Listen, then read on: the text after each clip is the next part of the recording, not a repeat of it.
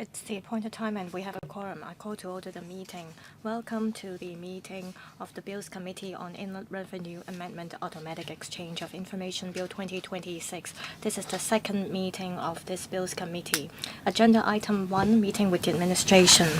I first invite the government representatives to join us.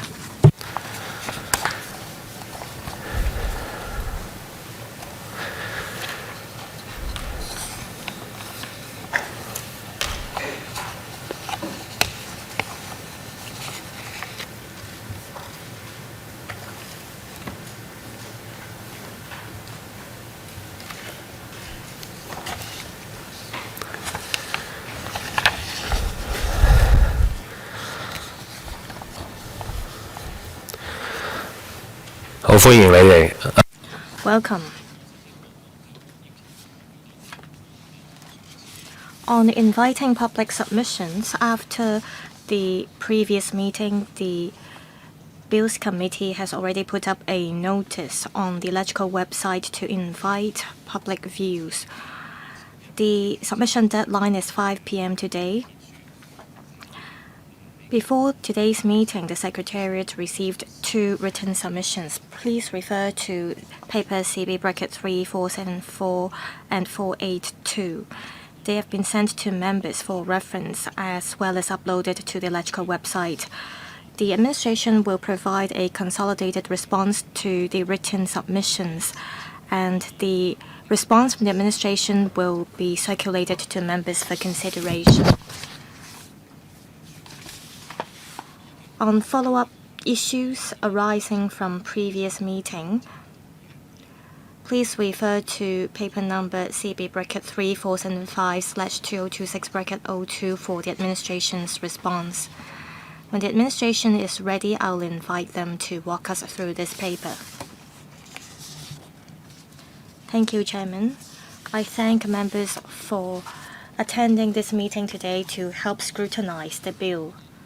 During the previous meeting, members provided various views to us, and we have included our response to the questions in this paper. I do not have anything particular to add. Let's see if members have any questions for us. Members, do you have any questions? If you do, please press the request to speak button.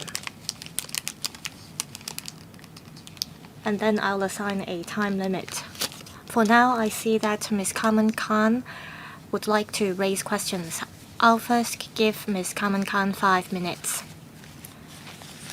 Chairman, the administration had little time to respond to our questions. We only got the English version of the response this morning. Can we have the administration quickly go through the paper? The Secretariat listed out questions A to H. Can we have the administration give a brief response? Will the administration please give a brief reply? Thank you, Chairman. I thank the member for the suggestion. On the questions raised by the members in the previous meeting, A. Under the AEOI arrangement, apart from providing information to partner jurisdictions, we also receive information from our partner jurisdictions. Members asked whether the AEOI arrangement or the information we received was of any help. On the information received, the IRD takes follow-up actions. As of the end of last year,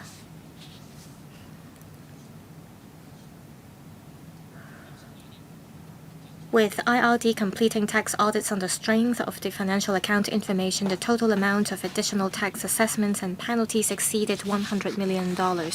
So this information helped us recover taxes. Also, in the previous meeting, members asked if we are amending the definition of reporting financial institutions under the bill. Under our definition, RFIs include custodial institution, depository institution, investment entity, and specified insurance company. Under this bill, we're not broadening the definition of registered or reporting financial institutions. For financial institutions that fall under the original definition, in the past, they may not have registered an account with the IRD. So this time around, for financial institutions managing accounts overseas or in Hong Kong, they will fall under the definition of financial institutions. As for whether family offices, trusts, or funds meet the definition of a financial institution, well, we'll have to look at the nature of the entity's activities. For example, we'll have to look at whether the entity conducts any business operations. Only those that conduct business operations would fall under the definition. Also, we look at whether the entity is managed by another financial institution and whether that financial institution have registered with the IRD. Members mentioned that to date, about 3,400 financial institutions have registered with the IRD as reporting financial institutions. Members asked whether more institutions will register with the IRD after the passage of the bill. Based on our estimate, we believe an additional 8,000 financial institutions will be required to register with the IRD. We believe they are mostly local financial institutions that are currently under operation, and they are not currently managing any bank accounts of tax residents in Hong Kong. So under the bill, they will have to register with the IRD. We will provide information to reporting financial institutions so that they know what to do.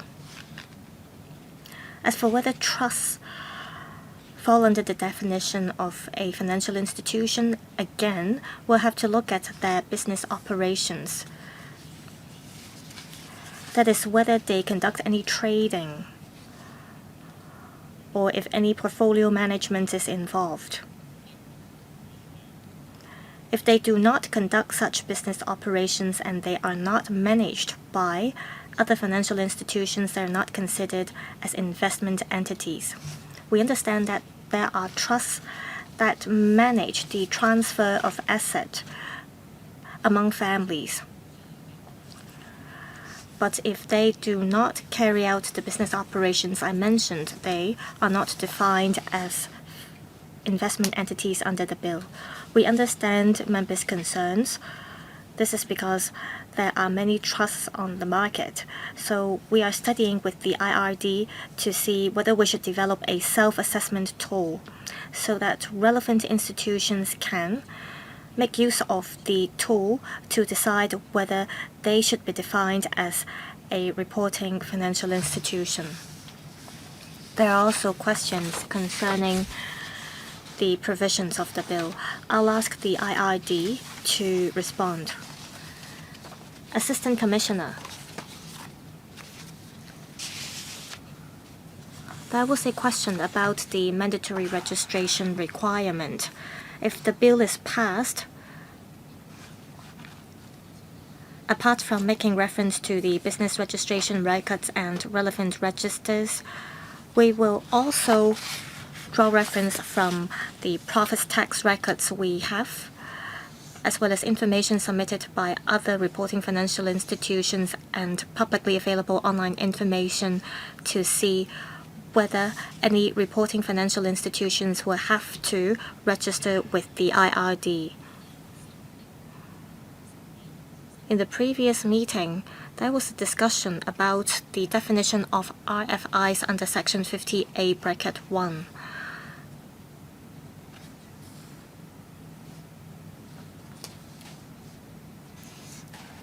We're adding subsection bracket 15 after resident in Hong Kong in paragraph A. We explained this last time. There are two elements to the definition of RFIs. An RFI has to be a financial institution. Also, the RFI will have to be resident in Hong Kong.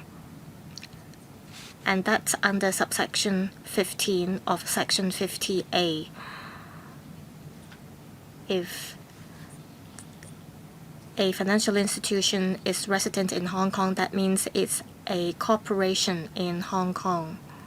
If it is not incorporated in Hong Kong, the management will have to be conducted in Hong Kong. So we are adding subsection 15 under paragraph A to enhance the clarity of the definition. And we're not altering the definition of RFIs or its legal effect.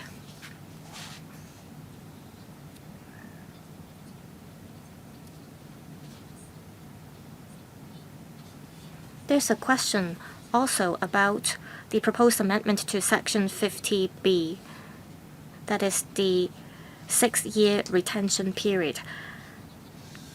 We made two examples on how to calculate the 6-year retention period. If a financial institution has conducted due diligence and that there is evidence showing that it has conducted the due diligence, then the relevant evidence and records will have to be kept for 6 years immediately after the calendar year. For example, Company A is an RFI in Hong Kong and uses the calendar year as reporting period.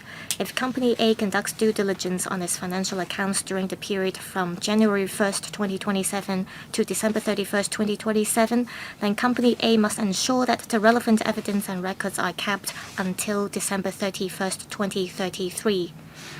Say Company is another RFI in Hong Kong and uses a non-calendar year as reporting period. If Company B conducts due diligence on its financial accounts during the period from April 1st, 2027 to March 31st, 2028, then Company B must ensure that the relevant evidence and records are kept until December 31st, 2034. In the previous meeting, members asked us to provide a clear FAQ to the public. So we have listed out the major points in Annex 2 so that the public and members could have a better understanding of this bill. Thank you. Let's see if there are any follow-up questions. Yes, Ms. Carmen Khan. I thank the administration for the briefing.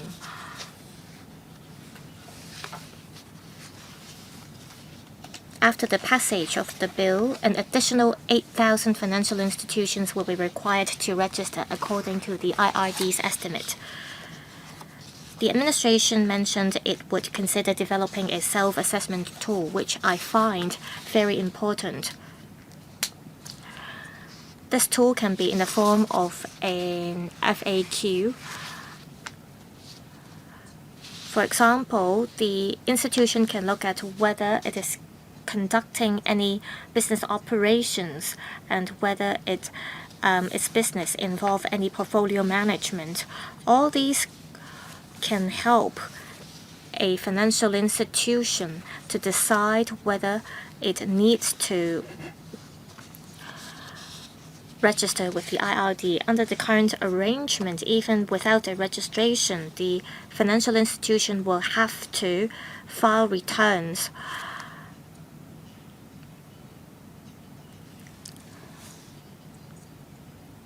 Well, there will be statutory defenses for RFIs, and RFIs will have to decide whether they need to meet the relevant requirements. So I think the self-assessment tool is a very important tool. Any reply, administration? We agree. We will, based on Ms. Carmen Khan's suggestions, develop the self-assessment tool. During the consultation period,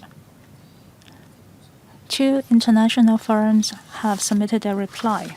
It was on the 12th and the 13th, respectively. From the comments, I discovered that it might affect the process of our scrutinization. Can the administration also provide a simple response as well? I agree. Is it possible for the administration to brief us about this content? Thank you, Chairman. Yes, sure. Regarding the 2 submissions that we received, I would like to provide some simple response. For detailed response, I can provide to you in form of a written submission to you all. Some have mentioned that, well, let me give you some background. One of our suggestions is that, well, in case of dissolvement of the financial institution, we require that the directors have to make sure that the records will be kept for 6 years. One of the comments said that the director should not be made liable. They believe that it is the responsibility of the custodian. Well, we have provided a similar response before. The new requirement on keeping record is necessary. Well, when the financial institution is dissolved, it will be impossible for us to trace the location of the record. If there has to be any follow-up actions, it will be very difficult for us. So such arrangement is necessary. We are using director as a liable party. And it is not something that we come up from vacuum. Actually, from the company ordinance, actually there are similar provisions. They are requiring the director to ensure the keeping up of records. Therefore, we have first considered that whether or not this is necessary. It is necessary for us to ensure that such records will be kept. And second, who should be made responsible? And we are taking reference to existing ordinance. We have covered both steps, and we believe that the proposal that we are making now is reasonable. As introduced before, we understand that when a company is dissolved, maybe the director does not have the capacity to keep up a large amount of content. So we will allow a third-party service provider, let's say a legal firm or an accounting firm, to provide such service for them. But the liability remains with the director. Otherwise, it will be difficult for us to follow up. Well, in case of incomplete record keeping, there needs to be someone that is held accountable. There is also comments concerning the service provider. Shall they be made liable as well? Under existing arrangements, the reporting financial institution can engage service provider to conduct due diligence for them, or to build up an IT system for them to facilitate such work. Therefore, under existing arrangement, such service providers are already taking up a certain extent of legal liability. In 2016, when we introduced automatic exchange of information into the Inland Revenue Ordinance, we have already covered such discussion. There is also an issue of being proportionate. Since the service provider is an inseparable part of the existing system, it is only reasonable for them to share their responsibilities. We're not asking them to be held liable for just anything, and they will not be penalized for just any mistakes. We will allow them to provide their defense as well. Third, as discussed in the previous meeting, should we use the size of the financial account as a consideration for the amount of penalty? Would there be a cap to such fines? We have thought it through. There has to be a cap. Well, if the cap is set too low, then it will not have deterrent effect, especially to the major financial institution. And also, if there is such cap, where should it be set? we are aware that for Singapore and the UK, they do have some incremental penalty without a cap. So we are following the customs of other jurisdictions. When we put together such a system, we have to respond to the requirement of OECD, and we cannot go too over. After taking reference to the international practice, we see that it is an appropriate arrangement. Fourth, well, since there will be more institutions registering to the system, we hope that it will be made simpler, or we can waive the requirement on an e-certificate. This is well understood. Last year, the IRD has already introduced a new website which make it more convenient for companies to register. As our next step, we will also simplify the system. Through the register system, they can automatically log in to the automatic exchange of information portal without the verification of an e-certificate. Well, perhaps there will be thousands of financial institutions that only needs to register. That is no information that they need to provide. For companies of this kind, it will be more convenient for them to register. However, if the nature of the business has changed, let's say they are having account overseas and they need to provide information for the purpose of confidentiality, they need to be verified with an e-certificate. Well, it will not be covered in the arrangement here. But in the future, we do agree that we need to follow up on providing a more streamlined system. We will provide a more detailed written submission to the Council. Next, Mr. Chen Chen-ying. Chairman, I'm very thankful for the response from the administration. Focusing on the first point, in the written submission, they ask if it is reasonable or if there is a reasonable proportion to require the director to be held liable. Well, since OECD wants us to strengthen the responsibility of the reporting financial institutions, I wonder if there is any reference of the overseas countries. Is there any other jurisdictions who adopt the same methodology to respond to the OECD's requirements, or is Hong Kong a minority of jurisdictions who have adopted such arrangements? Thank you, Chairman. May I defer it to members of IRD? Thank you, Chairman. Thank you for your question. As for the record keeping of the institutions, if you look at Singapore, in the ordinance of the Common Reporting System, they are actually referring to their own company ordinance. Under similar situations, if the company is dissolved, the legislature would require the registrar to keep the record of that company. I think the critical point is whether or not it should be the director. If I understand it correctly, I think what concerns Mr. Chan is the identity of director. Yes, you said that Singapore is referring to the company ordinance, and so are we. I hope the administration can clarify this.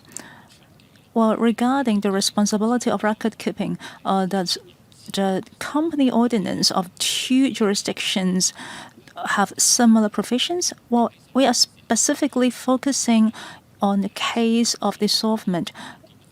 Are both jurisdictions targeting at the former director, and also in your writing you also mentioned about the every director?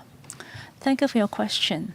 Well, for Singapore, in the company ordinance, in the case of dissolvement, any director or senior members of that company has to ensure that all the documents in the company has to be kept for 5 years since the date of dissolvement. And the requirement is similar. The related personnel has to keep the records of their businesses. How about our company ordinance? Are we referring to the senior members in Section 758? In the case of dissolvement, any directors who were immediately holding the position before the dissolvement, they have to keep the record of that company for at least 6 years since the date of dissolvement. Well, because both jurisdictions are talking about company ordinances, but we have different requirements in our own company ordinances. For Singapore, they are talking about the senior management. For us, we're talking about the directors.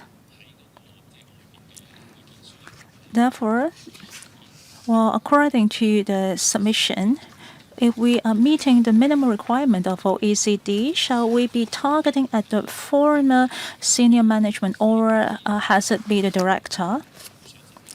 I don't think it is clear enough.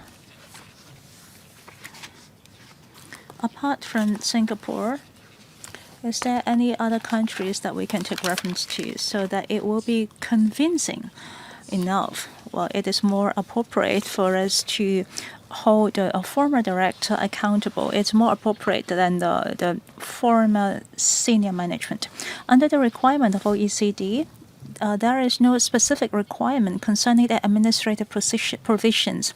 The requirement is that the common reporting standard tax jurisdiction needs to have a sufficient executionable provision so that it will be effective. The reason why we are taking reference to the company ordinance is that the companies shall allow the directors to access the information of that particular company at any time. To us, well, as we have reinstated it, the reason why we are adding this requirement is to ensure that the mechanism is allowing us to exchange information in an accurate manner. Therefore, when we need to ask for clarifications or information from the financial institution, we should be able to acquire such.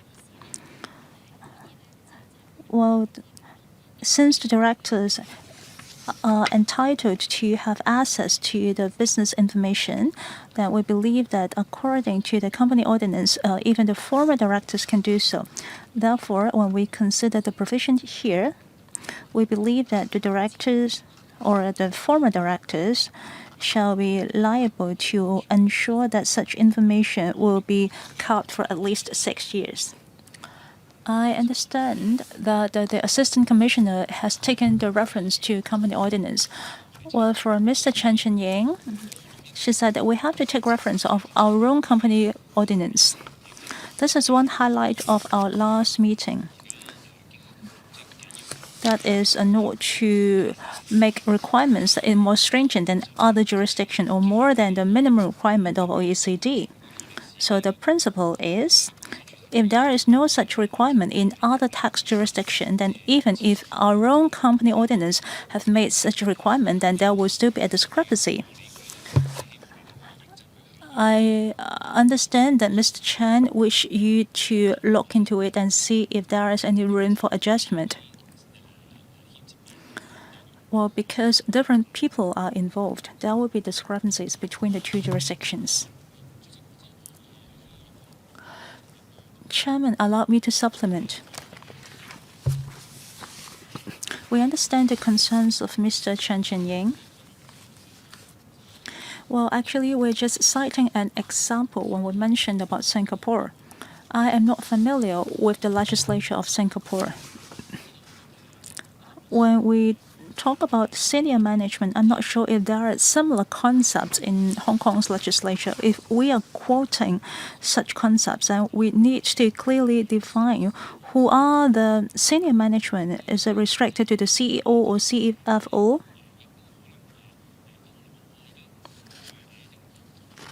I cannot rule out the possibility right now, but it will be challenging because I am not sure if there is such a reference point in our existing legislature. Well, our principle is no more than necessary, as I have mentioned previously.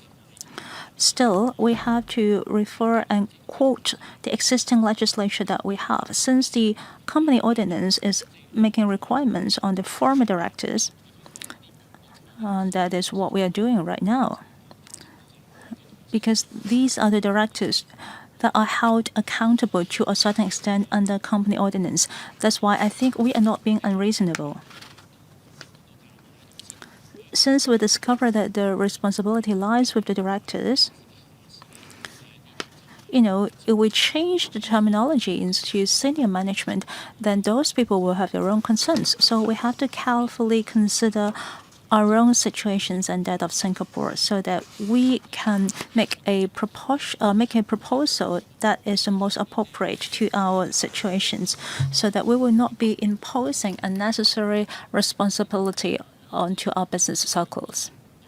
We also make to ensure that it is possible for it to be executed. Next is my turn.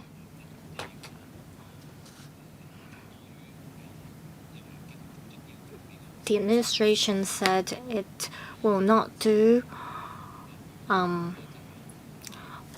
more than what they're required to.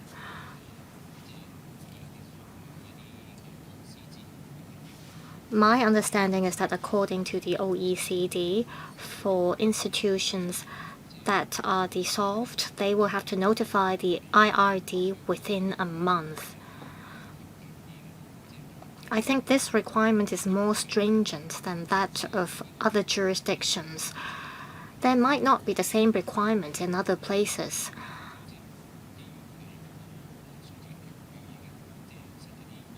The OECD has set its requirements on us in the previous peer review. I want to know if we're doing extra here, or can we lower the threshold a little bit?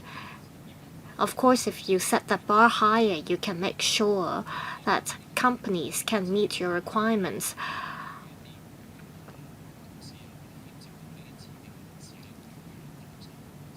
As far as I understand, directors or relevant stakeholders have concerns because they may have to be liable if they fail to meet the requirement. Well, correct me if I'm wrong, but I think this is one example showing that Hong Kong has a more stringent requirement compared to that of other places. IRD? Well, let me supplement.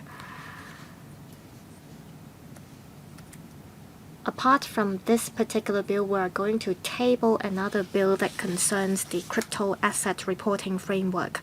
There are similarities between the two frameworks. This is because the two frameworks both impose requirements on the due diligence procedures. We have clarified with the OECD. The OECD would like us to implement consistent requirements under the two frameworks. The provisions under the crypto asset reporting framework clearly state that service providers, if they are dissolved, they will have to keep the relevant records for a certain period. So what we understand from the OECD is that the two set of requirements under the two frameworks have to be consistent with each other. That's why we're imposing this record-keeping requirement, because we understand that that's what the OECD wants us to do. So it's not that we are imposing extra burden on reporting financial institutions. We have heard the industry's views. Say a financial institution is dissolved, and the institution will have to keep the record for a certain period of time, and this is an extra requirement compared to the current arrangement.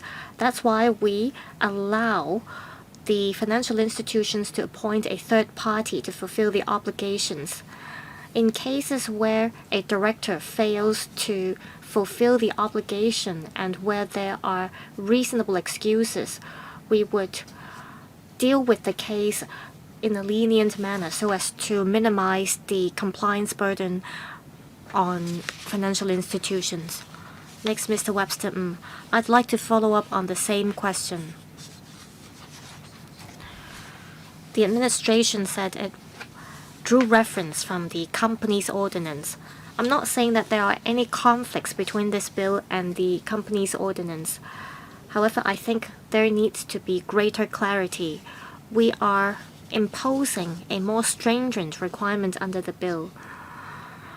Is it possible for us not to refer to the company's ordinance in this context?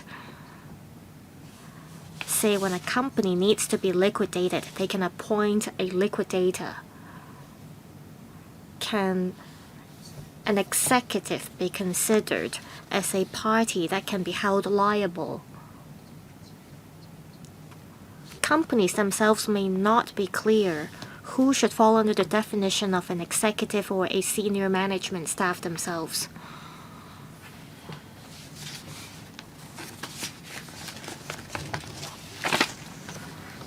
Yes, just now we raised an example citing the situation in Singapore. I have limited information about the laws in Singapore, and it's hard for us to define who should be regarded as a senior management staff. We need to ensure clarity, and that's why we suggest to hold directors accountable. We understand that different jurisdictions make their own laws based on the requirements of the OECD. However, for us, we have to take into consideration our circumstances to see which parties should be held liable under the bill. Under the company's ordinance, there are similar requirements for directors to keep records. We understand that there are different arrangements in different places.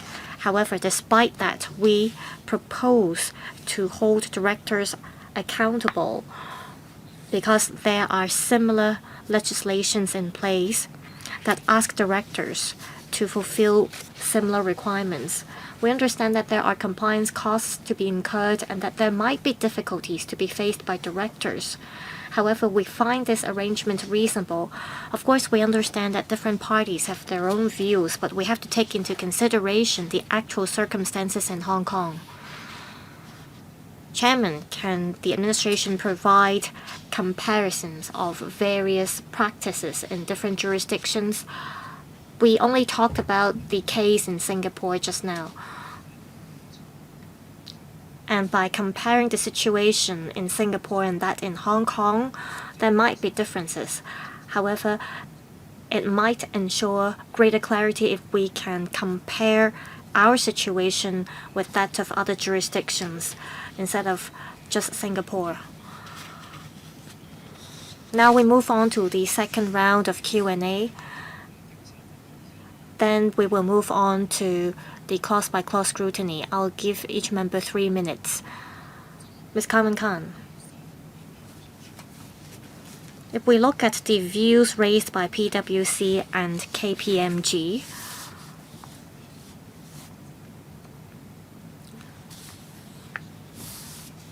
well, normally we don't ask the administration to respond to every view. However, there are certain level of complexity to this bill, and KPMG and PwC are common service providers in the relevant industry. And that's why I think we should consider their views.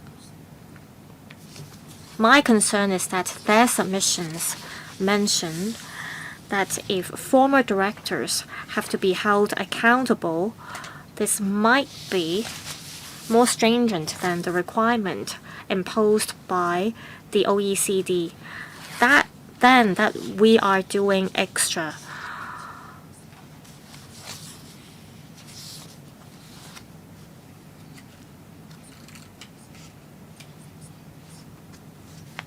On this particular requirement to be imposed on former directors,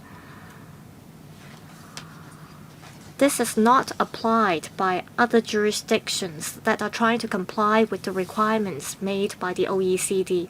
Let's look at Section 758 of Cap 622 of our law, that's the Companies Ordinance. It seems that you are not sticking to Section 758 of the Companies Ordinance completely when you're drafting this bill. Perhaps we can ask the legal advisor to help. We're looking at Section 50D bracket 8 on the requirement imposed on former directors.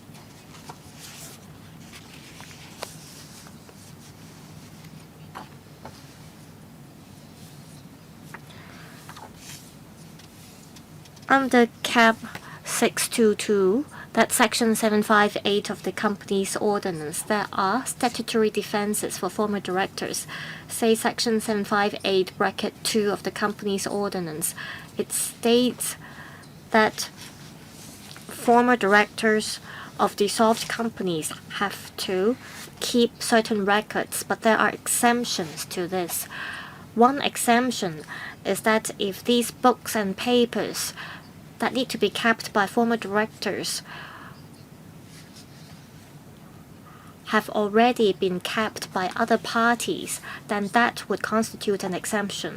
Also, bracket 4 states that if the director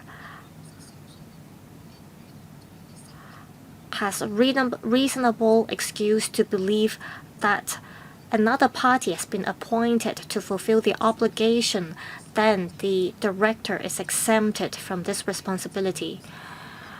My concern is that we need to allow some buffer room for the director.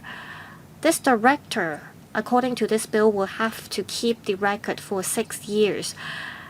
We need to make sure that there are statutory defenses in place. Perhaps I have overlooked this. I want to know if you made reference to Section 758 bracket 2 and bracket 4 of the Companies Ordinance when you drafted this part of the bill. I'll ask the IRD to reply. Yes, Assistant Commissioner. I thank Ms. Carmen Khan for the questions. Just now, Ms. Khan clearly stated that the requirements to be imposed on directors are set out in Section 50 of this bill. And that's similar to Section 758 of the Companies Ordinance.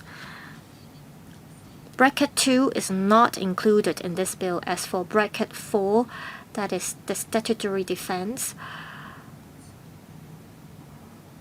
the Legal Services Division posed the same question to us previously.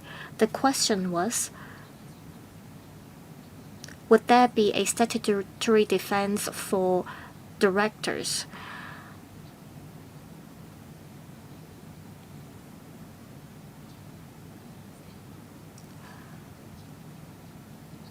There are many legislations in our law that cover situations where directors or certain party might fail to fulfill an obligation without reasonable excuse. So we did not set out clearly what the statutory defense is. Say a director raises a reasonable excuse similar to that set out in bracket 4 of Section 758 of the Companies Ordinance.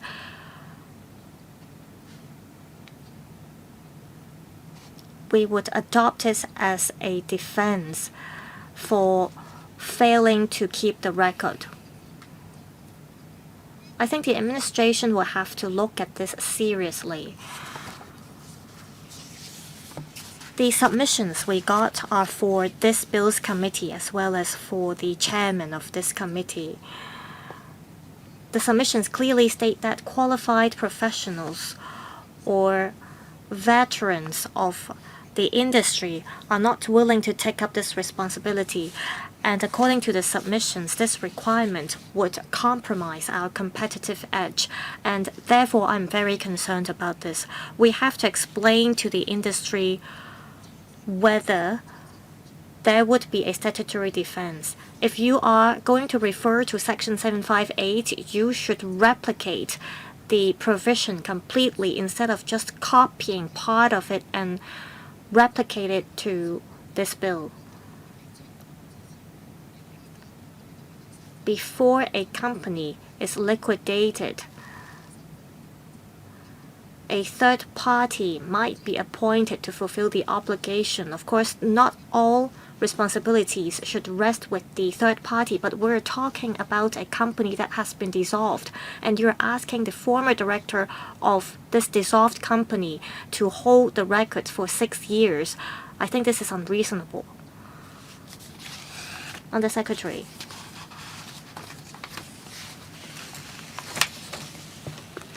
I explained why we impose this requirement to company directors. Under some circumstances, a director may have tried to fulfill the obligation, but still they fail to meet the requirement. We will look into whether we should list out the possible statutory defenses for directors. We understand that some directors may refrain from being appointed as a director because they are worried about this responsibility. We will draw reference from other existing legislations to see if we can enhance the clarity here. We understand that each legislation is unique, but we will see if we can come up with cases under which directors could cite these cases as statutory defenses. We will try to come up with a list of examples. Please supplement in details after the meeting. I have to declare the institution that I'm servicing can be considered as a reporting FI. Well, same for me. I might be also servicing an institution that could be considered as an RFI. Let's go back to clause-by-clause scrutiny. At the last meeting, the Bills Committee have completed scrutinizing clause 1 to 7. At today's meeting, we will start from clause 8, and that is C1 to 6 or 0007. Administration, you may begin. The members from IRD.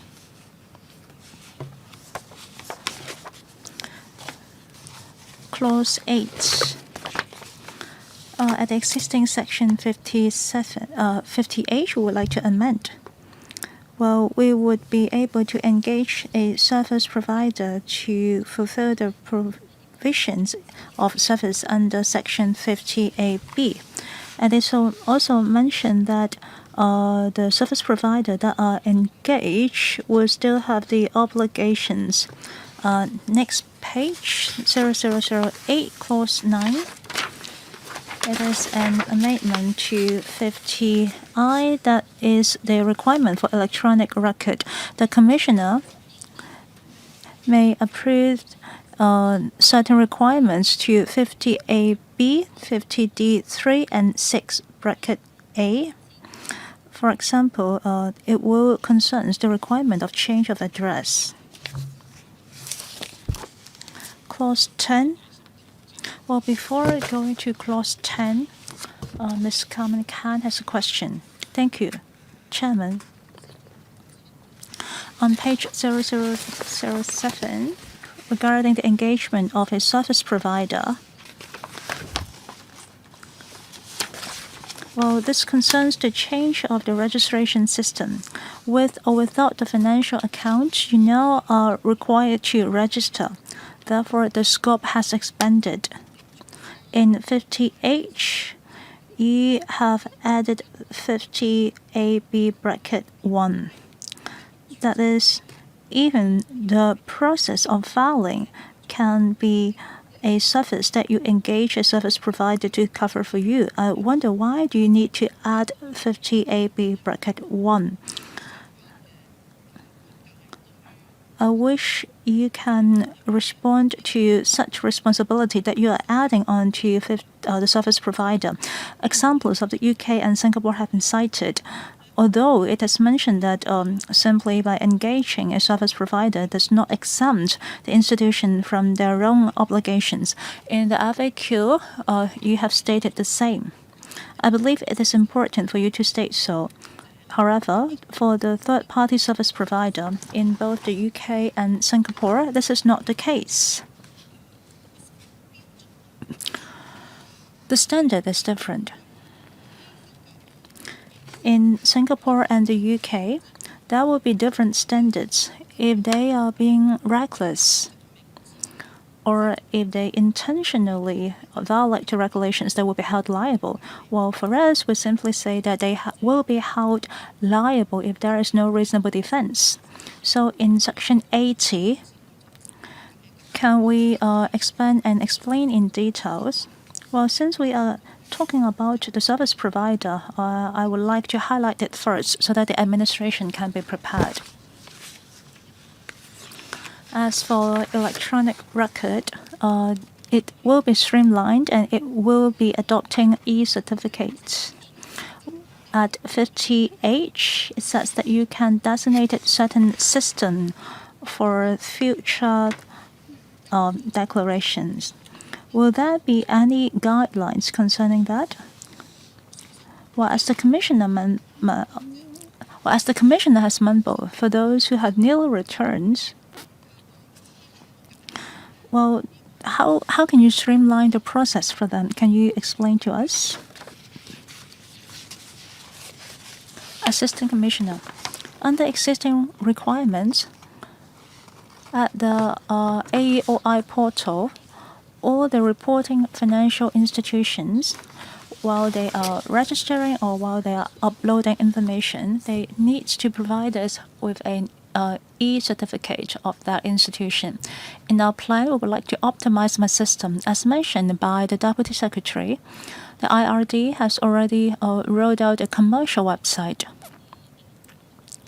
Through simplified procedures, in the future, they can already access the AEOI portal with just one login. If the RFI has nil returns, then they do not need to make use of the e-certificate. They can link to the AEOI portal for registration and submit new report simply through our website. Well, perhaps you can also use the corporate version of IM Smart because it will be launched soon. Yes, we are looking into that. Well, on page 0008,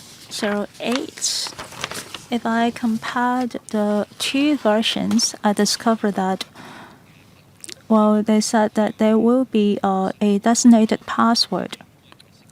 I think it is referring to the old and new system. Can you please explain to us what are the principles behind such wordings? I believe that technically speaking, both systems are similar. However, with the new systems, there are some additional wordings. What are their meanings? Can you give us further explanations? Well, at SAT, under the existing mechanism, the AEOI portal requires an e-certificate. So there needs to be an e-signature as well. In the future, if the FI can access the portal through our website, then there needs to be a password. Well, this is allowing for different logins onto the two systems. Thank you. You may continue. Clause 10. In Clause 10, we have added a 50IA section. Well, when certain requirements cannot be complied, the commissioners will be empowered, or in specific cases, they will be able to accept registrations and returns, etc. The commissioner may specify the acceptance of registrations or returns with certain requirements. Clause 11. That is page 10. Regarding the Section 54, there will be amendments made to the executor of deceased taxpayer because in Clause 18 we are introducing an administrative penalty mechanism targeting the financial institutions. If they are not a legal entity, the representative that is operating the financial accounts has to conduct the due diligence or the filing of returns. The amendment here is to specify that if such person is deceased, then the executor of the deceased person can be penalized. This is actually similar to the assessment towards additional tax under Section 82A. While the penalty has no time limit to the penalty that is set out in 82C. I would like to supplement onto this. The 50A, capital letter A, there is a CSA that we have submitted to the committee.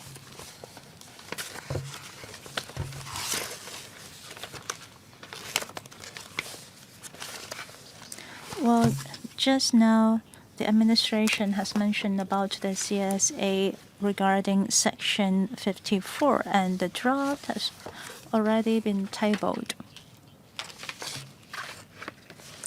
I guess the administration can brief us about the CSA. In paragraph 2A, well, actually it is an amendment to the wordings. It is to ensure that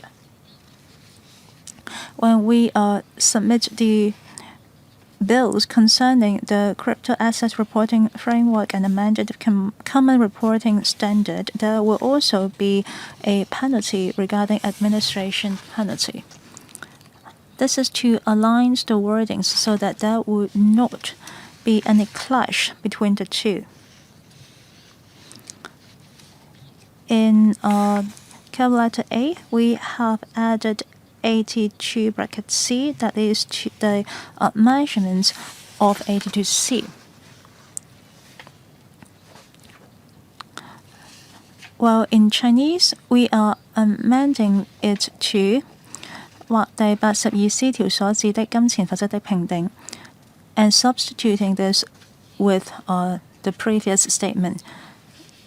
So as we add onto the new administrative provision, there will not be any clash. This is an amendment that is made strictly to the Chinese wordings. Thank you. You may continue.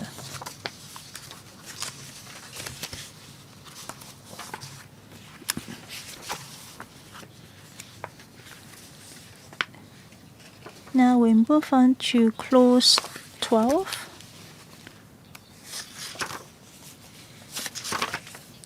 Well, this is an amendment to Section 80B regarding the penalties of offenses. Allow me to briefly explain that. We are adding some new offenses and penalties. We are also enhancing the level of penalty to some existing offenses because we will be covering some calculations measurements that target at the financial institutions. In 80B bracket 1, a reporting financial institution, if they fails to comply certain requirements without reasonable excuses, it will be considered as an offense. Under bracket A, we are adding I. Section 50AB, there are some new requirements. In A bracket 3, we are deleting the previous 2, 3, 4 sections. Since we are now introducing the registration requirements, previously, if the reporting financial institution started to have some reporting account, they need to notify IRD, but such provision is no longer useful. That's why we have deleted it. That's why we are adding 50D 3 and 5. It concerns the failed notifications of the change of address. There will be penalty attached to it. We are also adding subsection A and B if they fail to comply to 50D12. That is, if the commissioner has sent a notification asking for information and if they fail to provide it, it will be a new offense. Concerning the new provisions, the penalty will remain the same. That is, in Clause 83, a fine at level 3. In Clause 2, there will be some new responsibilities added to the institutions. That's why the provision has to be amended. If they are engaging a service provider, then such engagement cannot be considered as a reasonable defense. Under Section 3, we're adding 3A.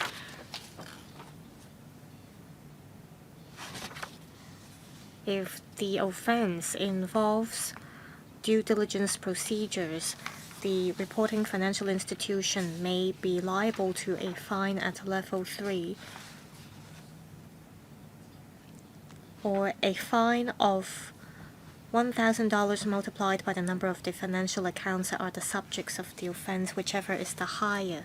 And this is a new penalty introduced.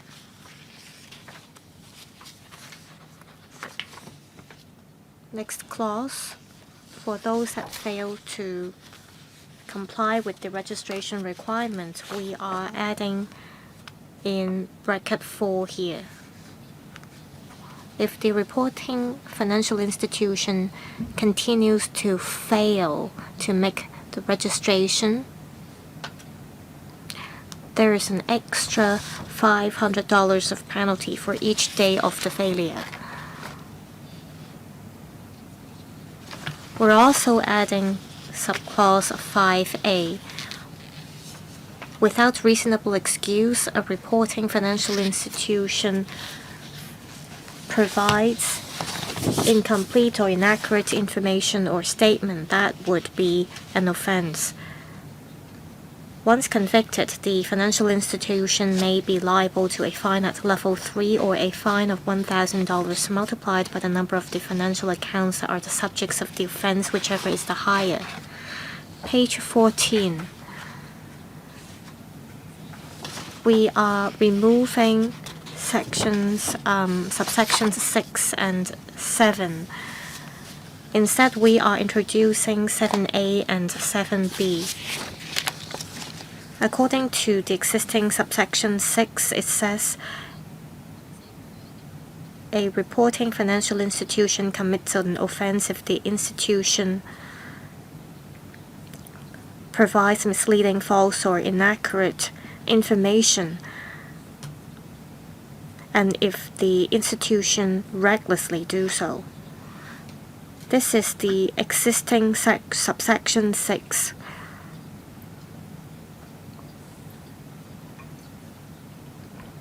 Now, apart from providing information relating to tax, if inaccurate information concerning other kinds of information is provided, it will also be an offense. The penalty will be increased from a level 3 to a level 4 fine.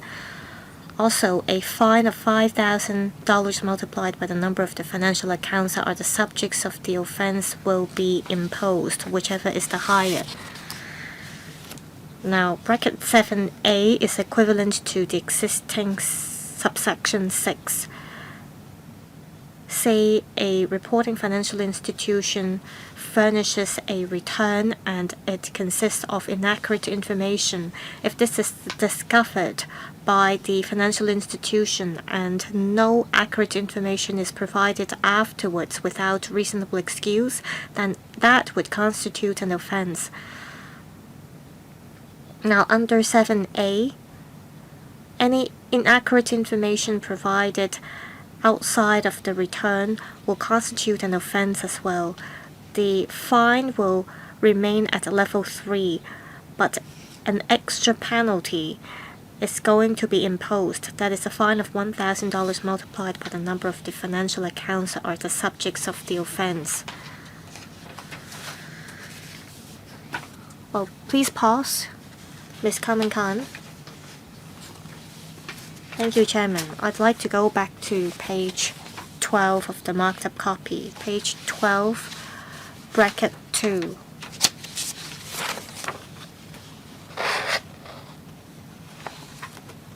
It says here that engaging a service provider does not in itself constitute a reasonable excuse.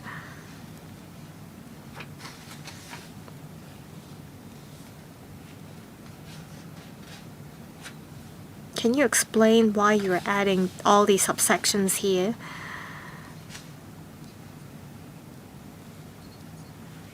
It states expressly that engaging a service provider does not in itself constitute a reasonable excuse.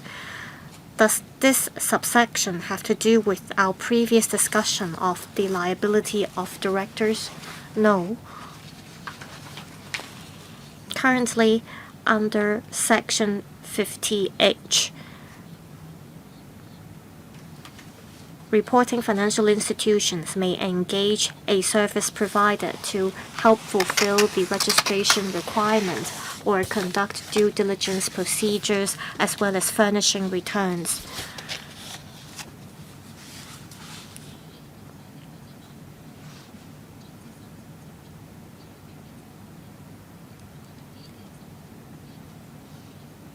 If a reporting financial institution fails to furnish a return, fulfill registration requirement, or conduct due diligence procedures, and if the RFI engages a service provider to help them fulfill all these obligations, then engaging a service provider does not in itself constitute a reasonable excuse. I'm looking at 50D1.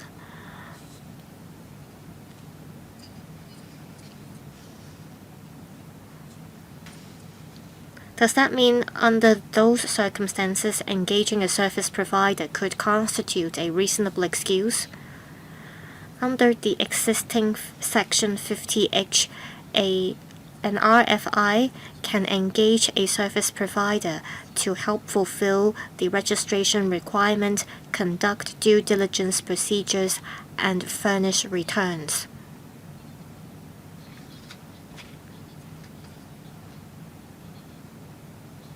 Here, the other obligations are not set out because under the CRS framework, what matters is that we want RFIs to provide accurate information. From when an RFI registers an account with us, conducts due diligence procedures, and furnish returns, these are all the most important duties of an RFI. According to the OECD, an RFI can engage a service provider to fulfill all these obligations for them. That's why we are including this subsection based on this requirement. I'm not sure if this answers the member's question. Not really. It looks like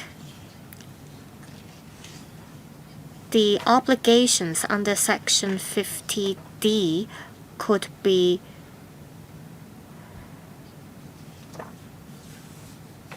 fulfilled by a service provider, and if an RFI fails to do so, they could be exempted from the liability.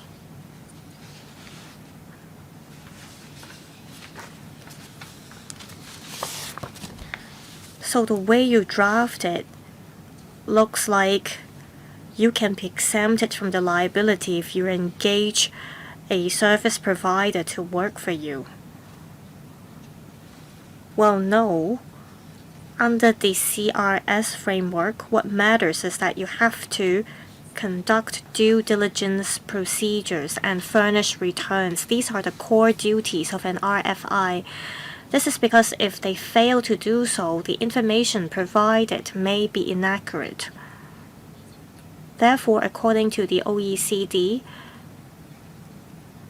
even if you have engaged a third-party service provider to fulfill the obligations, you would not be exempted from the liability. So we have to spell out clearly that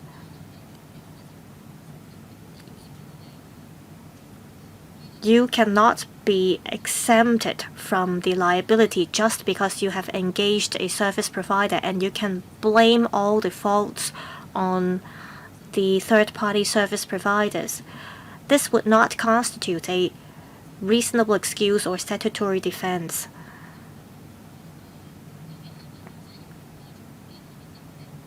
As to whether we should penalize the RFI or the third-party service provider, we will have to decide on this on a case-by-case basis.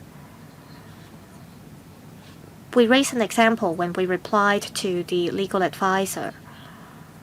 Say, I am an RFI and I have provided all the information to the service provider, but the service provider fails to comply with the instructions and provided inaccurate information to the IRD. In this case, the RFI, without knowing that the information provided is inaccurate, could be exempted from the liability. So here we just want to state that engaging a service provider cannot constitute a reasonable excuse. In other words, if an RFI has appointed a service provider, if any technical problems or mistakes arise, then the RFI could not be exempted from the liability. That is, you cannot simply blame the fault on a third-party service provider if you have made any mistakes. My understanding is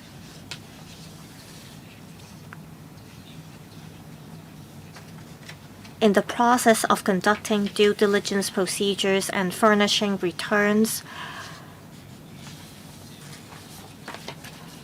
you may engage a service provider. Well, let me supplement. For record keeping, as well as notifying the IRD of any changes, these can all be done by a third-party service provider. However, conducting due diligence procedures and furnishing returns are the core duties of an RFI to ensure the information provided to the IRD is accurate. If the information is accurate, then the record to be kept must be accurate too. As for registration requirements, it is an administrative duty.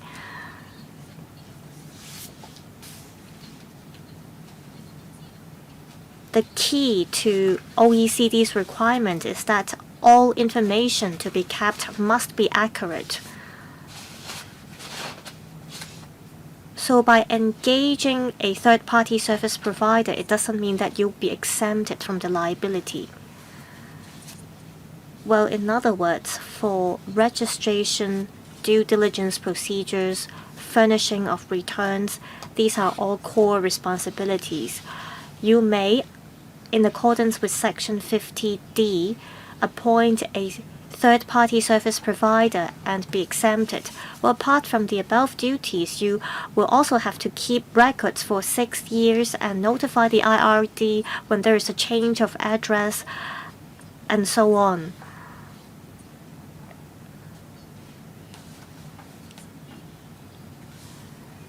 These duties are not incorporated under Section 80D. Does the legal advisor understand what I'm saying. That is, for the major duties, you cannot be exempted from the liability simply by engaging a service provider. However, for duties that fall outside of the core responsibilities, you may be exempted from the liability if you engage a third-party service provider. Is that right? I understand all these duties could be outsourced to a third-party service provider, but could that constitute a reasonable excuse? I thank the member for the questions. Let's look at it this way. Under what circumstances could there be a reasonable excuse? Well, we have to look at it on a case-by-case basis. We have to take into consideration the situation of the RFI as well as the evidence provided by the RFI to see if it could constitute a reasonable excuse. Any follow-up questions? Chairman, allow me to ask the next question. Well, in 0013, if the information is misleading or inaccurate, well, because you're mentioning false, incorrect, and incomplete,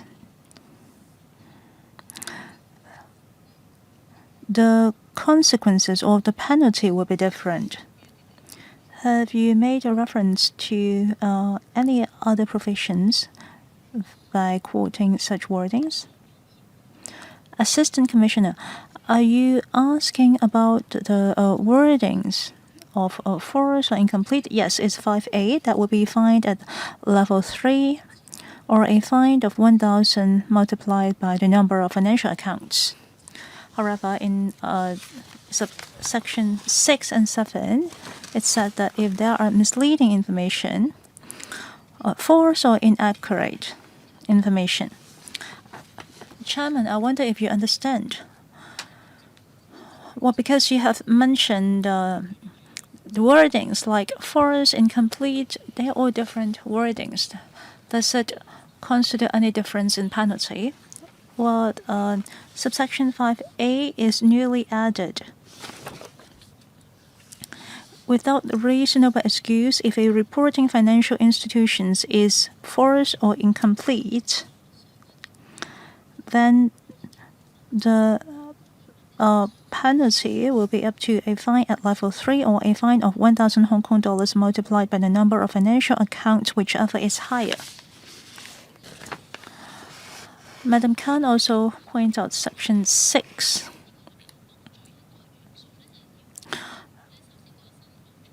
While the elements include the reporting financial institution furnishing a return or providing information that is misleading, false, or inaccurate, and the institution is submitting those misleading, false, or inaccurate information knowingly or recklessly, or has no reasonable ground to believe that the information or statement is true or accurate. Therefore, the penalty will be slightly different. Under these circumstances, they will be liable for a fine at level 4 or a fine of 5,000 Hong Kong dollars multiplied by the number of financial accounts, whichever is the higher. Well, if we compare bracket 6 and bracket 5A, bracket 6 is more severe. In other words, because you're being reckless compared to a false submission or incomplete submission that is unintentional. Well, that is how I understand, because they are not intentionally providing wrong figures. Yeah, yes, for bracket 6, the reporting financial institution is knowingly or recklessly or has no reasonable ground and provides such information, then there is no mens rea. For bracket 5A, there is no mens rea. I also have a question. Clause 12 refers to different types of penalty. from bracket 7A, if you compare the old and new version, well, it is moving from fine at level 3 to level 4. You're also adding a fine of $5,000 multiplied by the number of accounts. If you go to page 0016, then the maximum fine is 20,000 Hong Kong dollars multiplied by the number of financial accounts. Going back to the principle, is it necessary for us to lift up our original penalty level?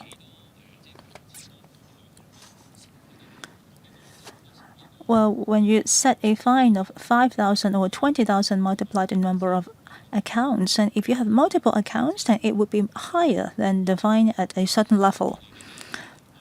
At the last meeting, you mentioned that you are taking reference of other jurisdictions. For example, the UK, they will be imposing a fine of £100, so it will be similar to the 1,000 Hong Kong dollars. However, if it is incremental, if you are setting a fine of $20,000 per account, would there be that many of them? It seems that the penalty that we have is more severe. You are fining them at 20,000 Hong Kong dollars per account. Can you respond to this? Allow me to supplement. Members is correct. As mentioned, our principle is to respond to the comment of OECD with the consideration of our local situation. We would like to respond to their comment without hampering our business environment. And they mentioned that our penalty is not having sufficient deterrent effect. And they did not single out any specific provision. Therefore, as we draft the bill, we have to first look into the existing penalty to see if there is any room of enhancement. Second, we also have to refer to the practice of other jurisdictions. After comparisons, we are considering the major financial institutions who hold more than just one account. If we're only fining them at $10,000, maybe it is not having sufficient deterrent effect if they are in major institutions. Most of them will be fined at level 3, that is 10,000 Hong Kong dollars. In response to the comment of OECD, well, if we wish that our penalty is having a stronger deterrent effect, then we have to enhance our penalty within a reasonable range. Perhaps by exercising our discretion, we can lift up our penalty level. Well, fundamentally, if they are providing incomplete and false information, we will be fining them at 10,000 Hong Kong dollars. On the next level, if they are providing misleading, false, inaccurate information, they will be fined at level 5. And on page 0016, they will be fined at level 5 or 6. Judging on the severity of the offense, there will be an increment of fines. Most of them will be starting at fine level 3. This is our benchmark. On top of that, we will add on to it so that we can respond to the requirement of OECD. Well, you're asking us to compare it jurisdiction by jurisdiction. I believe that it would be quite hard for us to compare each and every penalty. But our penalty has to be proportionate. For some mild offense, we can stick to the original penalty. And we have to add on to our penalty if it is more severe. That's why there will be a incremented penalty according to the number of accounts that they have. That is how we try to respond to the requirement of OECD without hampering our business environment.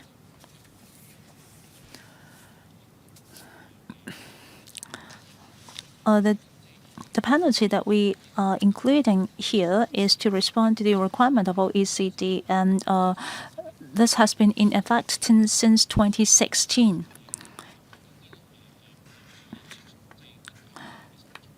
Well, of course, the reporting financial institutions will be committing offense every now and then.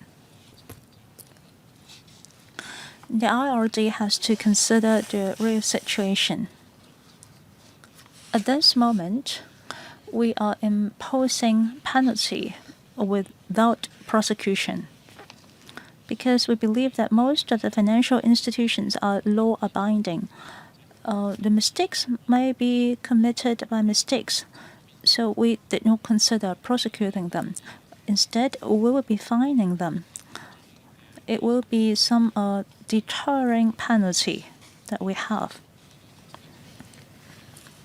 We have to consider the practical situation.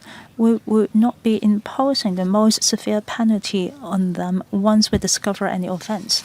Ms. Khan? Chairman, I agree with you. We have to listen to the standpoint of the administration regarding the law enforcement. One of the major measures here is to impose administrative penalty, which is mentioned in 82(c). There we see that the commissioner or the assistant commissioner will be involved in a process with the RFC to understand if there is any reasonable excuses before they set the level of fines. If they are being prosecuted and convicted, the administrative penalty cannot be more severe than the punishment that are imposed on them after conviction. Can you provide us with some scenario? What do you mean by a no reasonable excuse? In the guideline that you provide subsequently, I hope that you will include that. You only mentioned that the engagement of a third party does not constitute a reasonable excuse. Then what is a reasonable excuse? So that the sector would understand. Any response from the administration? Thank you, Ms. Khan. Yes, we will try to cite more examples so that the sector will understand what is and what is not a reasonable excuse. Thank you. I think we can continue our clause-by-clause scrutiny. On page 0316, that is section 8 and 9 of TsyB. In bracket 8, a reporting financial institution would commit an offense if the institution has an intent to defraud. And now we are breaking it down into bracket A and B. And bracket A is the same as the existing bracket A. It says that if they are providing any information that is misleading, false, or inaccurate in a return furnished. Bracket B is newly added, which refers to the situation other than the return. If they are providing information in any statement that is misleading, false, or inaccurate, well, through summary conviction, then it will be penalized at level 3. But now it will be lifted out at fine of level 5 or a fine of 10,000 Hong Kong dollars multiplied by the number of accounts, whichever is higher. If it is being prosecuted, then it will be fined at level 4 or a fine of 20,000 Hong Kong dollars multiplied by the number of financial accounts, whichever is higher.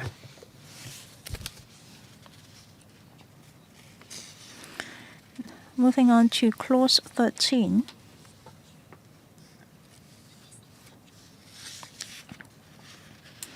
Which concerns the persons employed by reporting financial institutions and the offenses that they commit.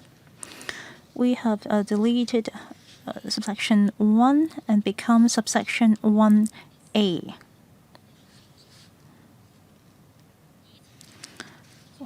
Previously, It only covers the submission of misleading, false, or inaccurate information in the returns. However, in 1A bracket B, we are expanding the scope, which covers any information or any statement that is misleading, false, or inaccurate that will constitute an offense. The penalty will remain the same.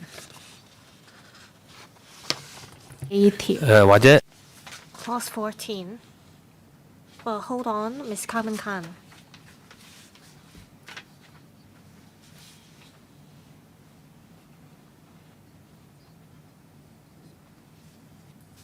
So you did not change the substance of the provision here. Both the new provision and the old provision state that an employee may have to be liable. So can you briefly tell us what the amendments are here? Sorry, Chairman. Let me finish. You have broken down 1 into 1 and 1A.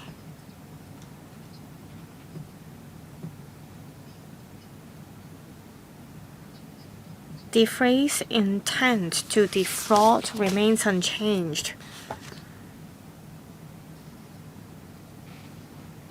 If a return furnished under Section 50C bracket 1 is misleading, false, or inaccurate, then there will be a penalty. As for the other obligations, can you set out what the other obligations are and whether the penalty is the same?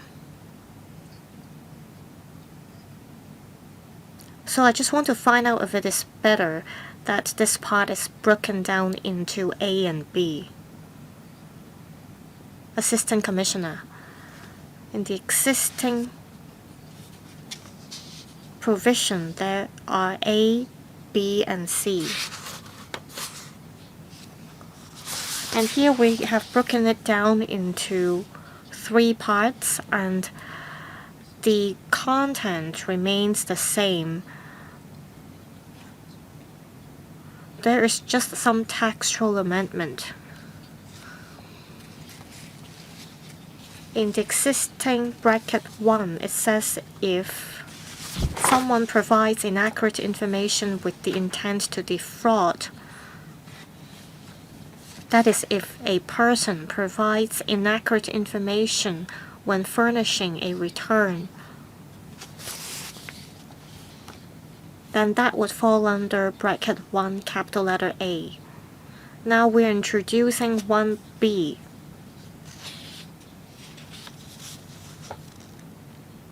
It says a person commits an offense if he, with intent to defraud, causes or allows the institution to provide inaccurate information relating to the institution's obligations under Part 8A. Say, an RFI has to conduct due diligence, and in the process, if we require the RFI to provide information about the due diligence procedure, that would not be included in the return. And if we find that the information provided involves inaccurate information, and if the inaccurate information is provided with the intent to defraud, then we can invoke bracket 1, capital letter A, bracket B. Well, 50C is about furnishing a return, that's clear. But there is also obligations under Part 8A. What are the obligations under Part 8A?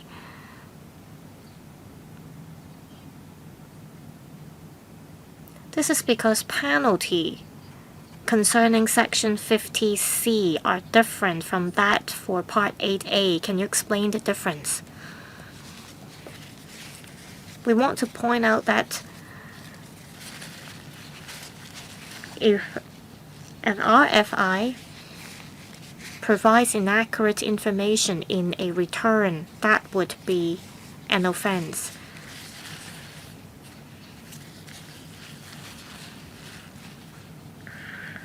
But there could also be inaccurate information provided by an RFI that is not included in a return. And if that information is provided with the intent to defraud, that would constitute an offense, and that would fall under bracket 1A, bracket B. As for the obligations under Part 8A, please refer back to page 001. It states clearly that obligations under Part 8A cover the furnishing of returns, and that cover also due diligence procedures, registration, and so on. They all fall under Part 8A. If an RFI provides an information upon the request of an IRD and the information is not covered in the returns, say the information concerns inaccurate information provided during the registration process, then that would fall under bracket 1, capital letter A, bracket B. Well, are you responding to the request of the OECD by breaking this down into two parts? Are you trying to catch those who provide inaccurate information in their returns, and as well as those who provide inaccurate information when they provide supplementary information on top of the returns? So this can serve as a catch-all provision. So in case an RFI provides inaccurate information concerning their obligations under Part 8A, would the penalty be tougher? Also, if the obligations under Part 8A differ from those under 50C, then you may want to specify that in this part. Assistant Commissioner, I thank Ms. Carmen Khan for the questions. Ms. Carmen Khan's understanding is correct. We reviewed the penalty system upon the request of the OECD, and we realized that the existing sanctions are not comprehensive enough. Currently, there lacks a penalty to penalize those who provide inaccurate information that is not covered in the returns. If we receive inaccurate information from an RFI and if we exchange that with other tax jurisdictions, that would be against the requirement of the OECD.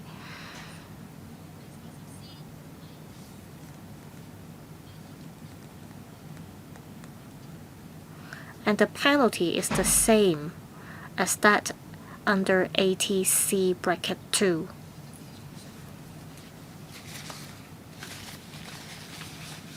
Well, please review the drafting of this part of the bill to see if you need to specify that this is different from Section 50C.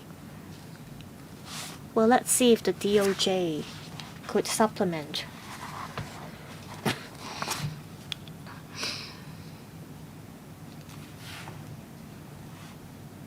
Well, basically, the Assistant Commissioner was talking about the legal consequence, and both the legal consequence for offenses under Section 50C and under Part 8A are the same.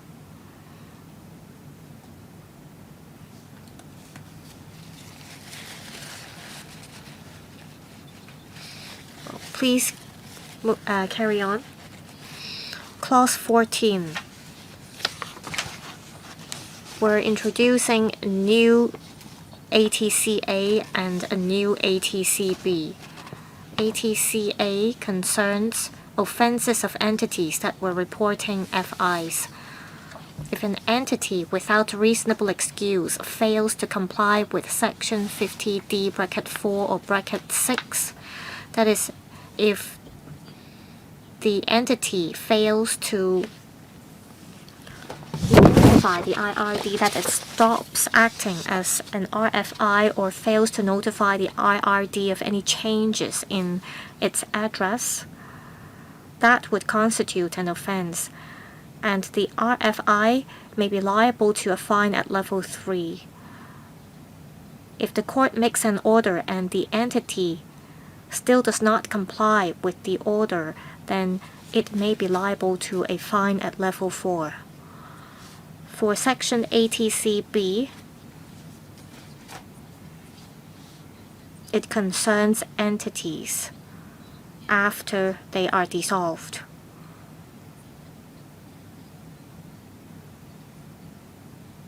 A specified officer could be a custodian or a former director of a company, and if they fail to comply with 50D(8) to notify the IRD that the entity has dissolved or keep the relevant records, or if it fails to notify the IRD that there is a change in the company's address, or fails to comply with the assessor's instructions to provide information, then the specified officer may be liable to a level 3 fine. Also, if the specified officer fails to comply with an order made by the court, it could also be liable to a level 4 fine.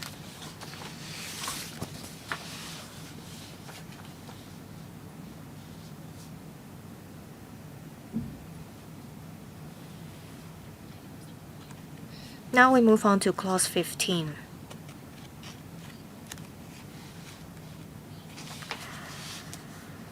That's Section 80D.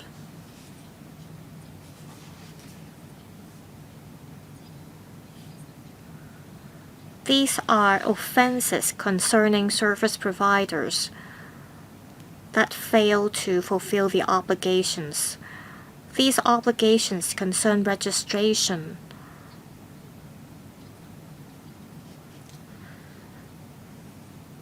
same as offenses concerning failure to conduct due diligence procedures. The penalty is a $10,000 fine. We are repealing bracket 4, and we have broken it down into 4A, B, and C. Well, let me briefly explain the difference here. Here it says if a service provider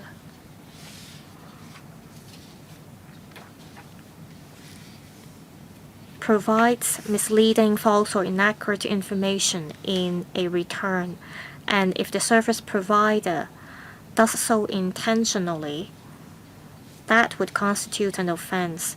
As for B, as mentioned,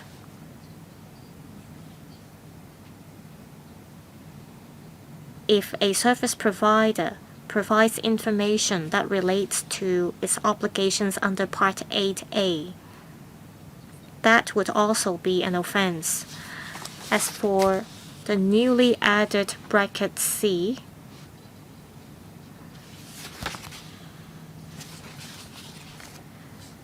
it says that if a person, after furnishing a return, realizes that there is inaccurate information in the return but fails to notify the commissioner,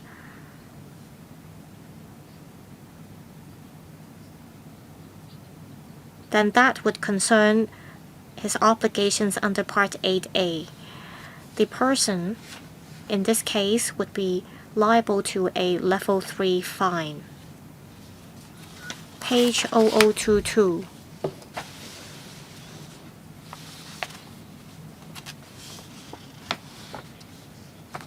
Well, Ms. Carmen Khan has pressed the request to speak button. Well, but let's finish this part first to ensure completeness.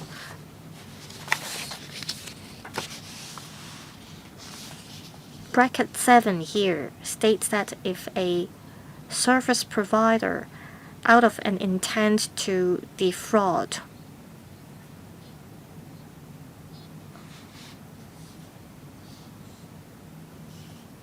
provides information that's inaccurate, that would constitute an offense. We have broken this part into A and B. 8 states that it would be an offense if the institution provides misleading, false, or inaccurate in a material, particularly in a return furnished. And B states that it's an offense if the institution provides information inaccurate. That concerns Part 8A.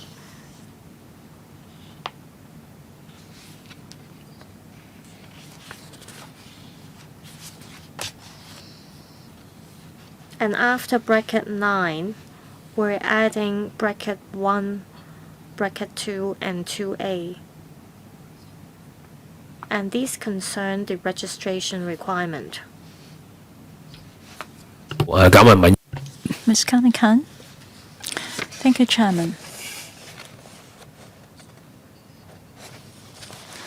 I have questions concerning ATCB on page 0018.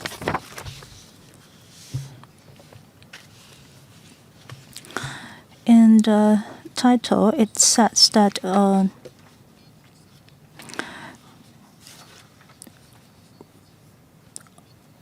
persons who were specified officers immediately before the dissolution of entity that was reporting financial institution within 6 years before dissolution.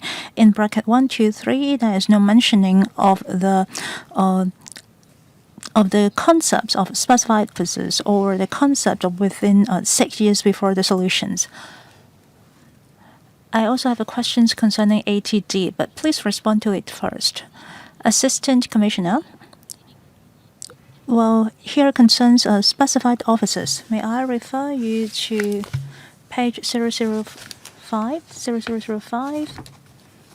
section 8. It mentioned that if an entity is dissolved and at any time during the 6 years before the dissolution, it was a reporting financial institution, then every person who was a director, or if there was no director, then every person who was a trustee or who was responsible for the management of the entity immediately before the dissolution. Therefore, specified officers in ATCB is being specified here. You were asking about the concept of dissolution, right? Well, earlier we have discussed about some former directors. Well, it is also mentioned in the letter of PwC.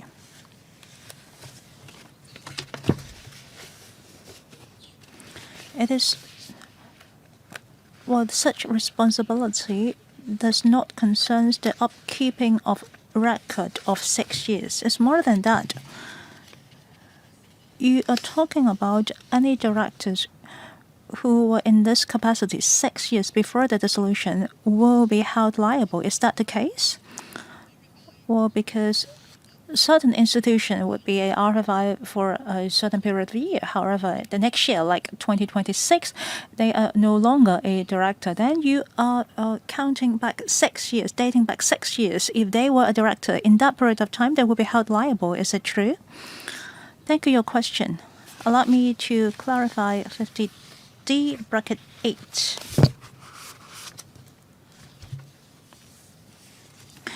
In section 50D bracket 8, it mentions that if a institution was dissolved and within 6 years, if that institution was a RFI within 6 years before that, well, this is to align with the responsibility of keeping the record. Theoretically, if they are a RFI 6 years before dissolution, they have the obligation of keeping the records. Therefore, as they dissolve, the directors or the specified officers that are in that position immediately before the dissolution will be held liable. You were talking about the period of time, correct?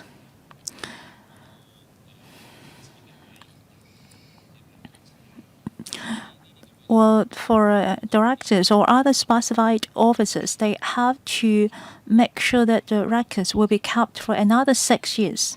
Correct? Thank you, Chairman. Ms. Khan, perhaps we can look at Section A, Part B, when the entity is dissolved, it is required that, well, even if they have dissolved, then the requirement in Section A will continue to be complied. For instance, well, since we require them to keep the record for 6 years, if the record of that particular calendar year has been kept for 4 years, then they need to keep it for another 2 years. So the period of time will not be extended. That director needs to keep the record for 6 years. In other words, it needs to be kept for another 2 years. Depending on the date of the solution, perhaps that institution was no longer a RFI before it was dissolved. Maybe they have forgo that license. Then upon the solution, as you said, if they are no longer a RFI 2 years before the solution, then they need to keep the records for another 4 years.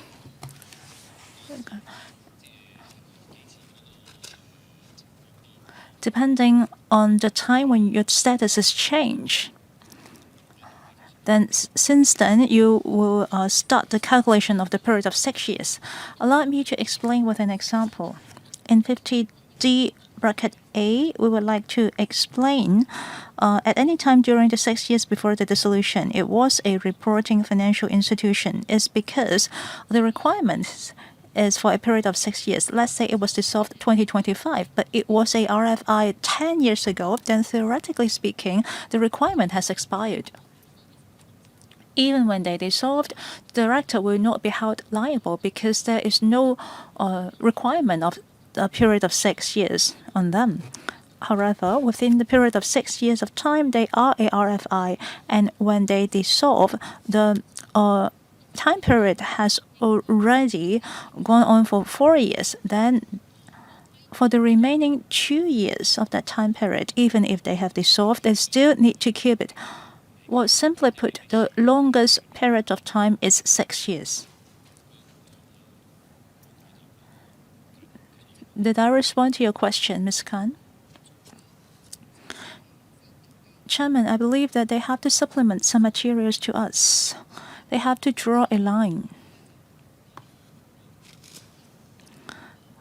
Well, when they are required to keep the record for 6 years, at any time that institution is dissolved, they have to keep the record for 6 years. Then it is a very lengthy time. Well, clarity has come to us upon discussion. And you are actually looking at the requirement of OECD when you calculate the 6 years. If they only dissolve 2 years after they have become a RFI, then they need to keep for another 4 years. Before the solution, as long as this institution exists, then the directors need to be held liable. Is that the case? Well, because the specified officers are immediately holding the position before the dissolution, or those who used to hold this capacity will not be held liable. Is it correct? Well, it's just like a securities company. Let's say, starting from today, they decided to give up the license. So starting from today, they are no longer a reporting financial institution. And it chooses to dissolve 2 years later because it is still a company, but it is no longer a RFI. Then you only need to keep the record for another 4 years. At most, you are required to keep the records for 6 years. You will not be required to keep the records for more than 6 years. That's how I understand it. Is it correct? Thank you, Chairman. You understand correctly.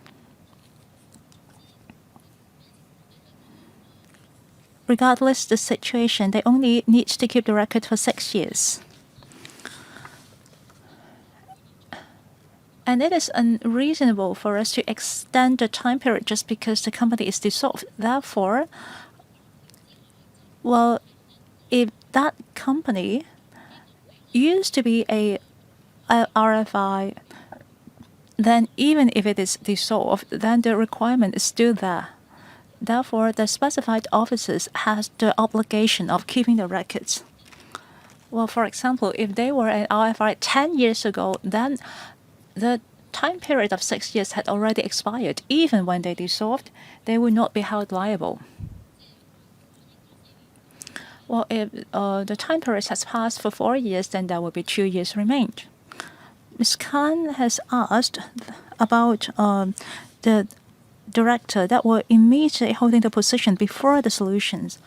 The reason why we have put a line there is because according to company ordinance,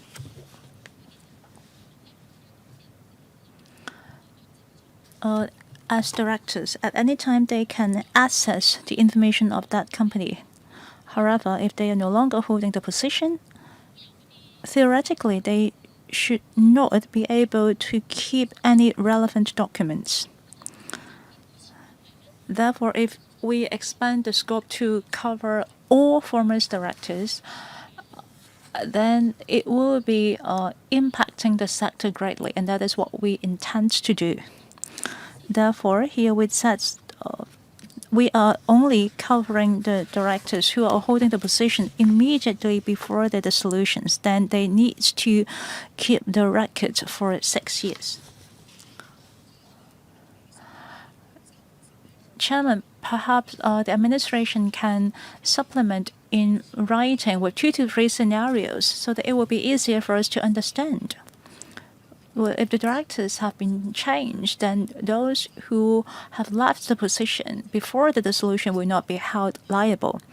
And the obligation started since the first year you filed the returns. If you dissolved in the 6th or 7th years, then it will not be held accountable.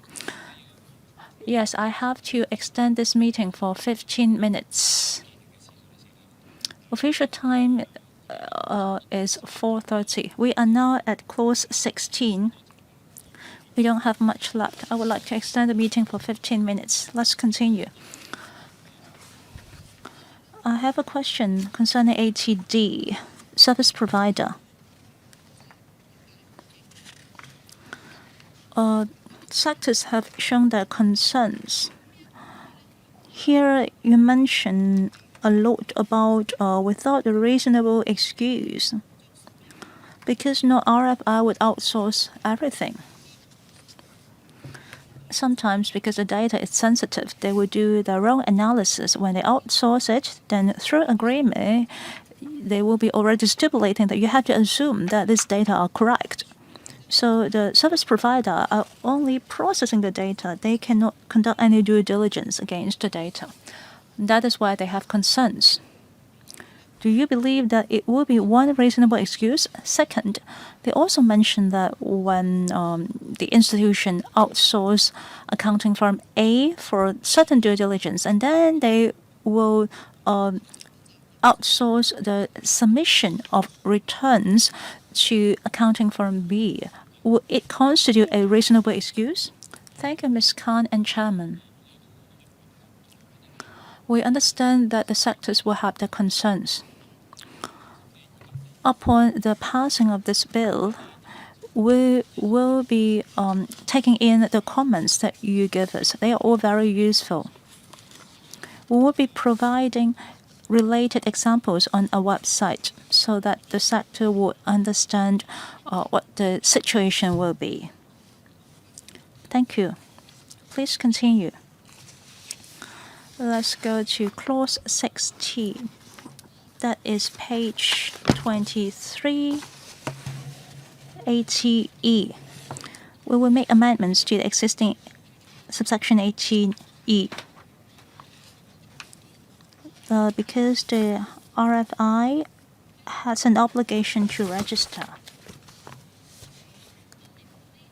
My apologies, in 5A,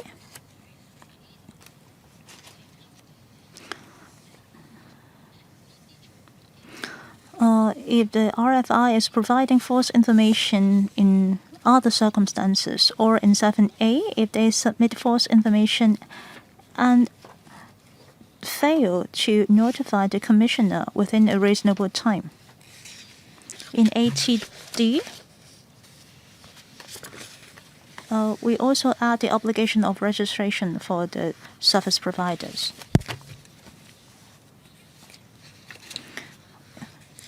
If the RFI or if the director of an RFI discover that they have violated certain regulations, and if it is committing the offense under the allowance, then it will constitute an offense under ATE. We did not make any amendments towards the penalty. Mr. Julius Ho. Thank you, Chairman. As Ms. Khan has asked, that is the period of 6 years. How shall it be calculated?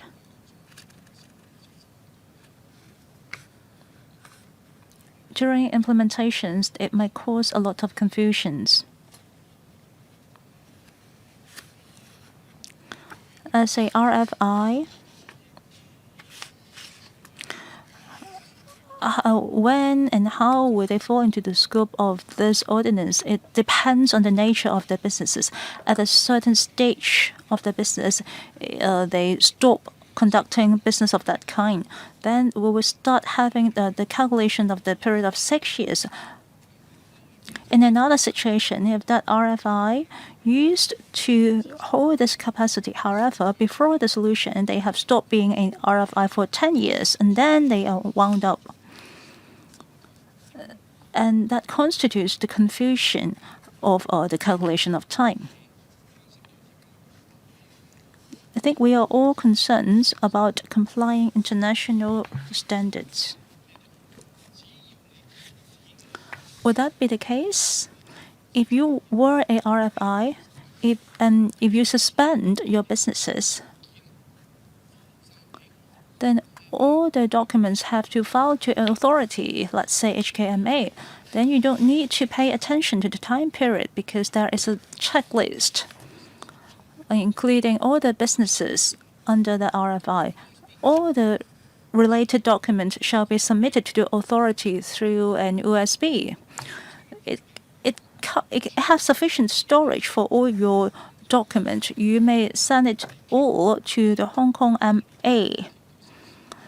It is up to Hong Kong MA to decide whether or not they will keep it for a longer period of time. But for me, as long as I am no longer a RFI, then upon these procedures, I would not be held liable anymore. Both for the institution and the directors and other specified officers will not be held liable. Would this be the best solution? Well, since I'm going to submit the documents to you anyhow, and you will be submitting to the international organization, you are just a postboard. Why wouldn't I pass the bucket earlier? I would like to pass the bucket when the memory is still fresh, and then I will be discharged from the obligations. Would you consider in Section 50B, apart from the provision AB, how about you give us another options? It does not affect what you have right now. You can choose to make the submission to me, that is Hong Kong MA now, or you have to keep the records on your own. If you fail to fulfill the obligations, then there will be severe penalty. Today, if you decide to dissolve or stop being a RFI, then you will be submitting the records to us. Isn't it making our life much more easier? 係，多謝主席，多謝。 Administration. I thank Dr. Junius Ho for the suggestion. We look at it this way. We have to take into consideration several factors. First, I thank Dr. Junius Ho for the suggestion. Currently, an RFI only has to provide the IRD with basic account information, such as the account number, as well as account balance and whether any dividends have been received by the account. However, in reality, an RFI has to keep a lot more information than that. For example, the due diligence procedures they have conducted. I understand, Deputy Secretary. I could simply give you all the information I have kept. Well, would that be feasible? Well, Dr. Junius Ho mentioned HKMA, but would the HKMA have the capacity to keep all the information? Also, we have to be concerned about privacy issue. The information was originally provided to the RFI only. Would a public organization be a suitable party to keep all these personal information? We have to think about this carefully. Well, I'm a little scared. You said you may not have the capacity to keep the information. We just want to meet the requirement in a reasonable level. We just want to be at a level playing field. That's why we follow the international practice. You said there will be 11,000 RFIs. That's not a lot. Say each RFI keeps 100 documents, then you simply keep all 100 documents in an USB. If one USB is not enough, you can add the number to 2 or 3. If there are 30,000 RFIs, you only need 30,000 USBs. You can simply keep the USBs in a box.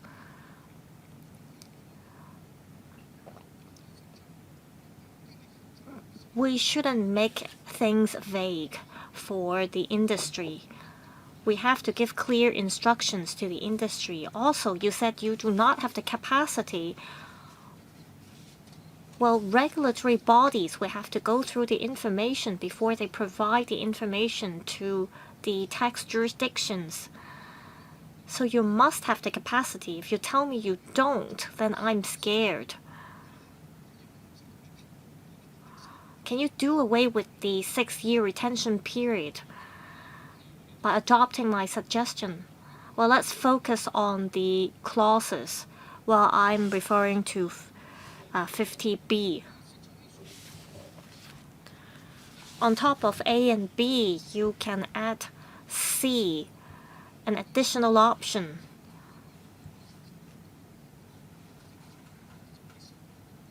I raised this suggestion in the previous meeting. I told the administration to consider providing a list of Q&As. Well, we have already provided the information. Oh, you did? I will read the document later. Ms. Kamen Khan? ATCB and ATE. ATE states that it would constitute an offense if a director of the board fails to meet certain requirements. It says here that the offense was committed with the consent or connivance of a director or other officer concerned in the management. At the beginning of today's meeting, Mr. Ronick Chan and other members asked this question, that is,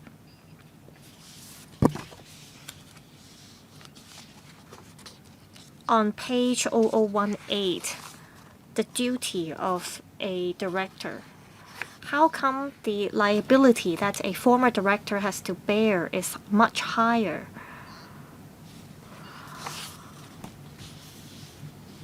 I'm talking about the threshold of how a reasonable excuse is constituted.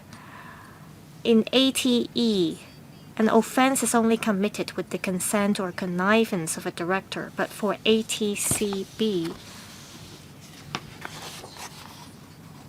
it talks about situations where an entity has already been dissolved and a director has to bear certain liabilities even without the consent or connivance of a director.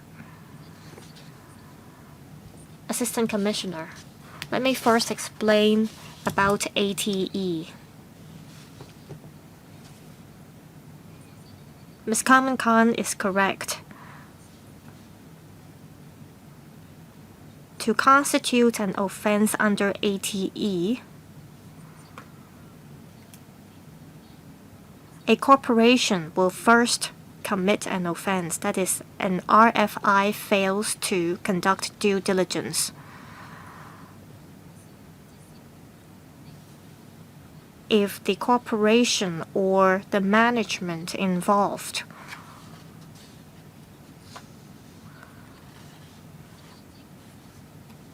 consent to this act, then this would be in breach of the ordinance.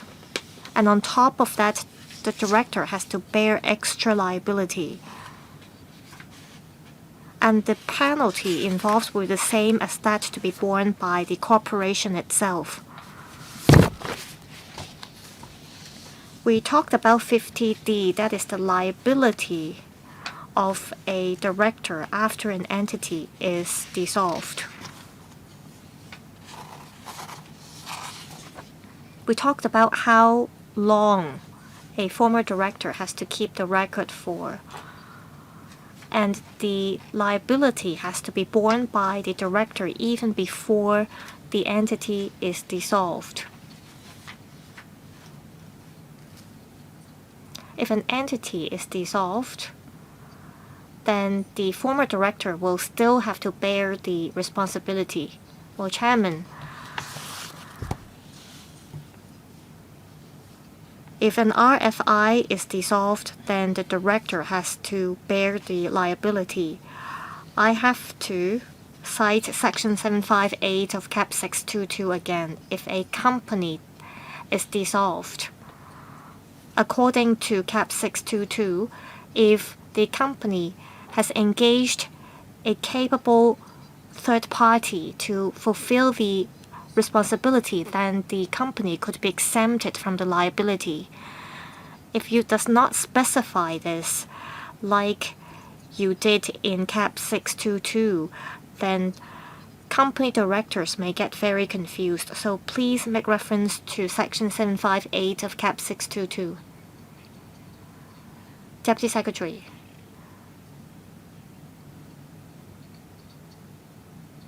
We could make reference to the ordinance. We can set out all the scenarios for members' reference. What matters is that I think the IRD will have to provide a detailed guideline for industry members. We only have clauses 17 and 18 left. Clause 17 is longer.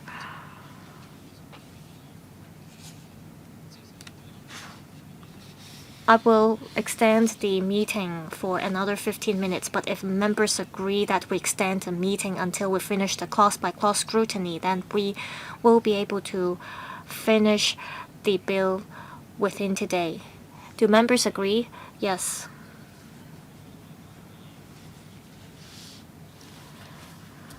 So let's move on to clause 17. We're amending the existing section ATF.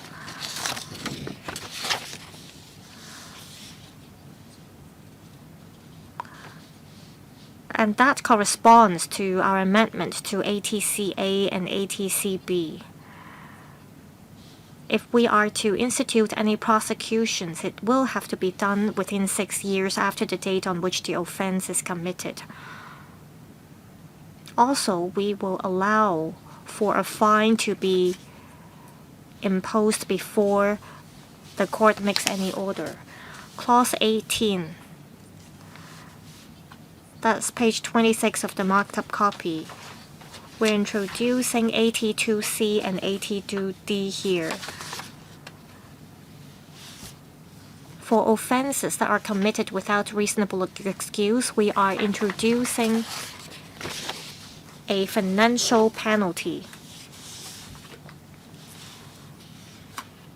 For AT2C, there are certain offenses that can be dealt with through financial penalties, such as failing to complete the registration, failing to furnish returns, providing inaccurate or incomplete information, and failing to notify the Commissioner of discovery of misleading, false, or inaccurate information. Page 27, it states that if we are to introduce a financial penalty, we have to make sure that the relevant institution has not been convicted under Section 80B.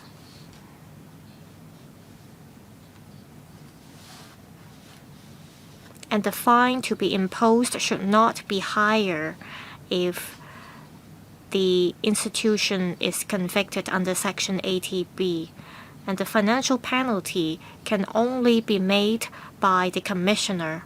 Also, it states here that before making the financial penalty, the Commissioner or the Deputy Commissioner has to inform the institution which rule the institution violated. Also, the institution concerned can make representation to the Commissioner, and the Commissioner can consider the representation before making a final decision. Well, the mechanism in 82C is actually similar to the regulations concerning additional tax in 88. In bracket 9, if a reporting financial institution in respect of which an assessment is made under this section, it's not liable to be charged with an offense under Section 80B. And in bracket 10, it also mentions that parts 12 and 13 concerning recovery and repayment of a financial penalty, it will be applicable as if the financial penalty were a tax. Section 11.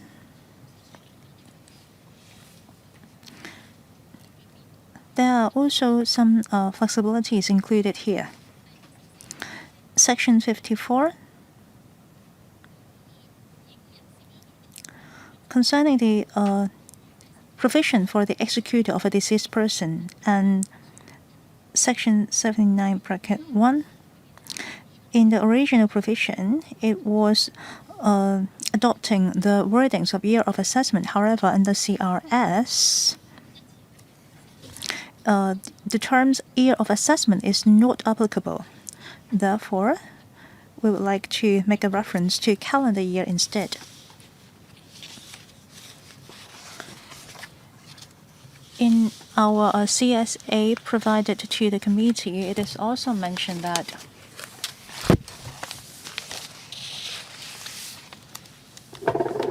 we need to make certain amendments to a similar provision because there was a mentioning of year of assessment, which is not applicable under the CRS. Therefore, we advised it to be amended to calendar year instead.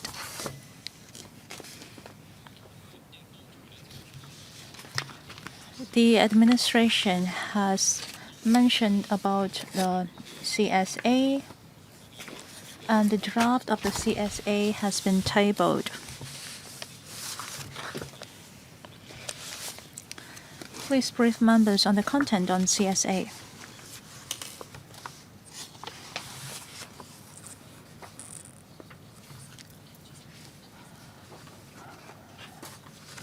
My apologies. I will talk about the CSA when we go to the appeal mechanism. May I refer you to 82D on page 30? There will be an appeal mechanism concerning the financial penalty in Section 123. It says that if a reporting financial institution has been assessed for a financial penalty, they can file an appeal to the Board of Review. The appeal needs to be given in writing within the month of an assessment, or if considered reasonable, it will be allowed for an extension of period of time. The RFI has to submit certain documents as mentioned in Section 2, including a copy of the notice of assessment, a statement setting out the grounds of appeal, etc. In bracket 4, if the appellant is going to file an appeal, then they can argue that the appellant is not liable to the financial penalty, or the amount of financial penalty assessed in respect of the appellant exceeds the amount for which they would be liable under Section 82C, or if the amount of financial penalty does not excess the amount liable under Section 82C, is still excessive in the circumstances of this case. In bracket 5, there is a series of provisions here.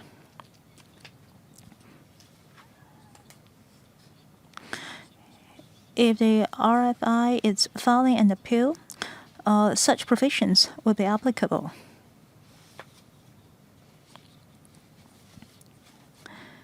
If the appellant is filing an appeal against the financial penalty, then such provisions will be applicable as if the appeal were against an assessment of tax. For example, 88A concerns the procedures of the appellant. In 88.4, it's mentioned that the burden of proof lies with the appellant. Under these circumstances, if the RFI wishes to file an appeal, then they would have the burden of proof.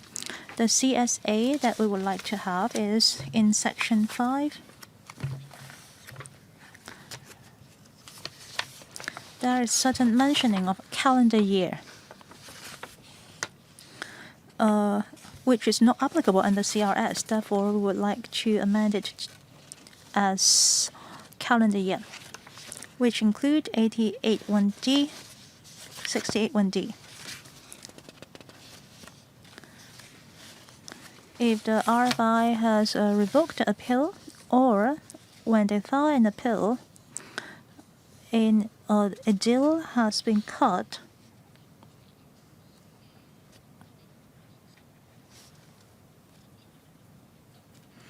after the amendment, the commissioner can assess the tax which does not concern with the items that have been mediated with the Board of Review. In other words, if it is determined concerning the financial penalty, then the IRD cannot assess any other tax. However, for the penalty that is outside this scope, it can still be considered assessed. The only amendment concerns with the mentioning of a calendar year. Section 70, under the IRO, there was a mentioning of final tax, and it was also using the terminologies of a year of assessment, and we have amended to calendar year. Ms. Carmen Khan. Thank you, Chairman.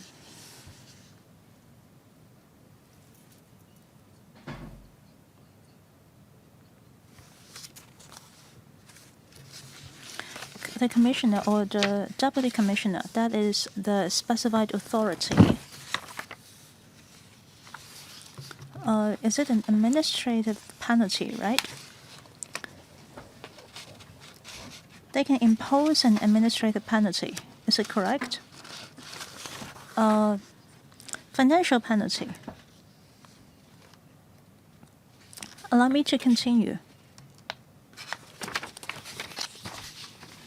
Why is that so? Is it a requirement of OECD? Did you make any reference to the requirements of any other jurisdictions? What are your considerations? Why are you including administrative penalty?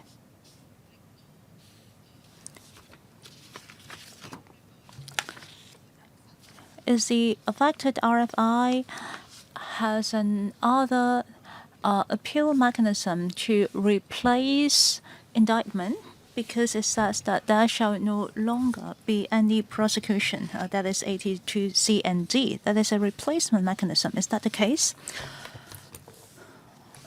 Deputy Secretary, allow me to explain the principle. Ms. Lam is welcome to supplement.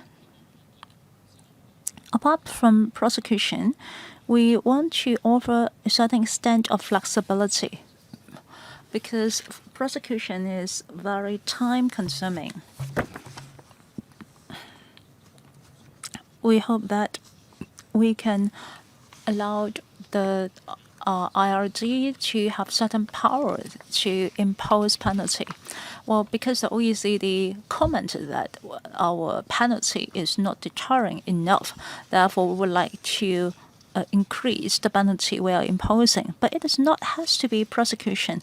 We can also take care of it through administrative measures.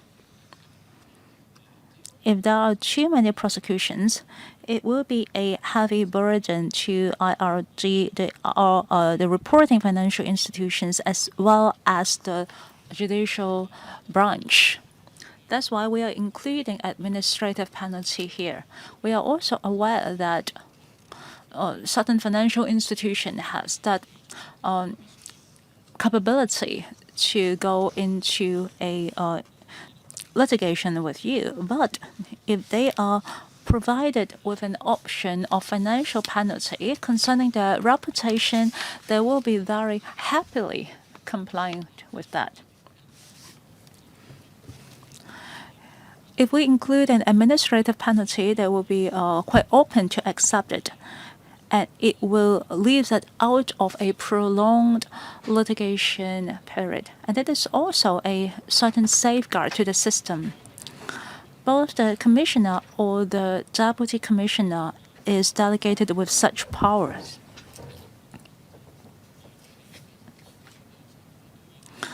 IRD will also require the RFI to provide certain defense before imposing the administrative penalty on them. The decision of administrative penalty is also open for appeal. It can be done through the Board of Review. These are the safeguarding measures.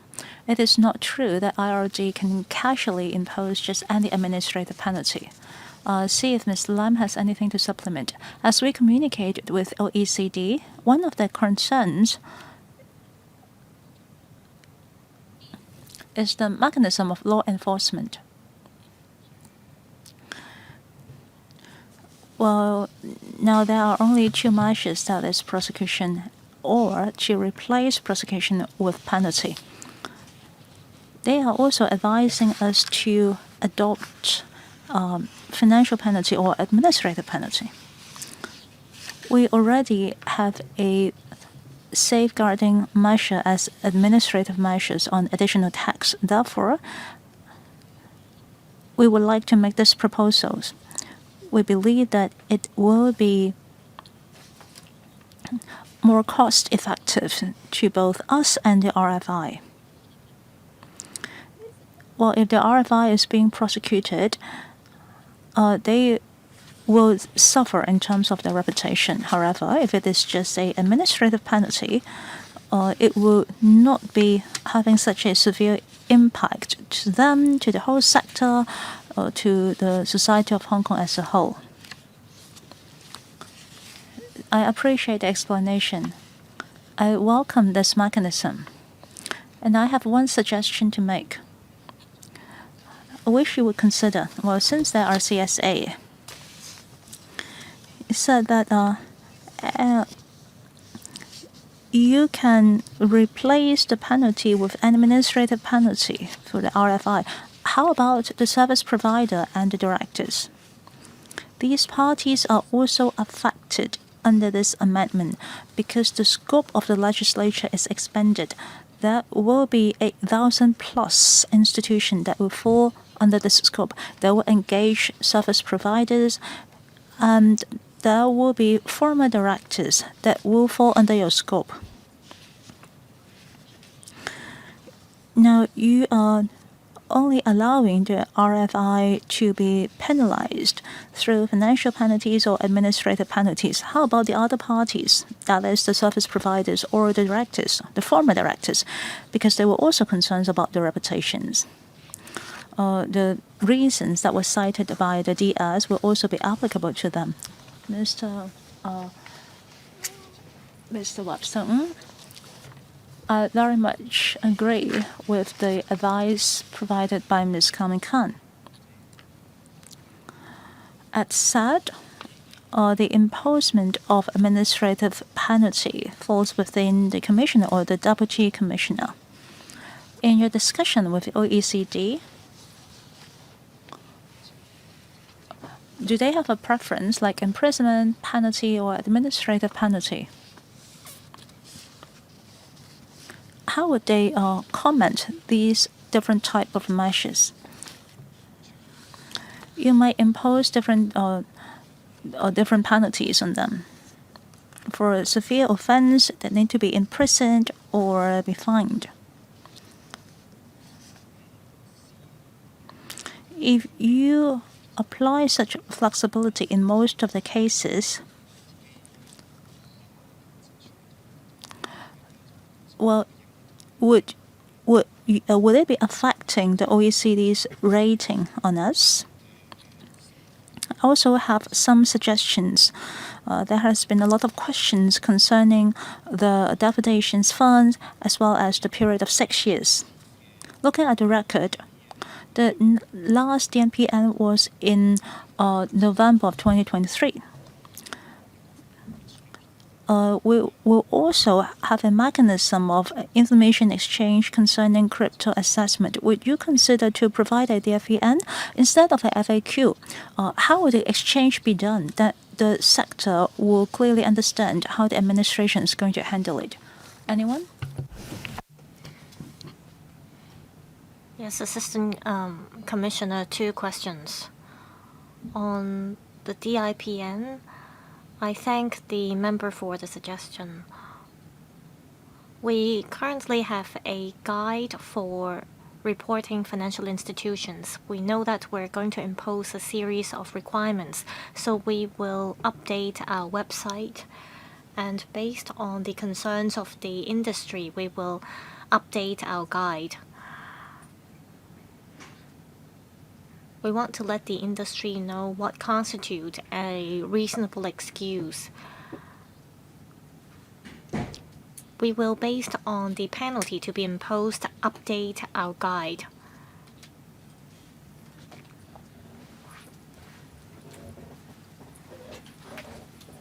The penalties, including the administrative sanctions, before they're included in this bill, we communicated this with the OECD. We hope to meet at least the basic requirement imposed by the OECD. Like the Assistant Commissioner said,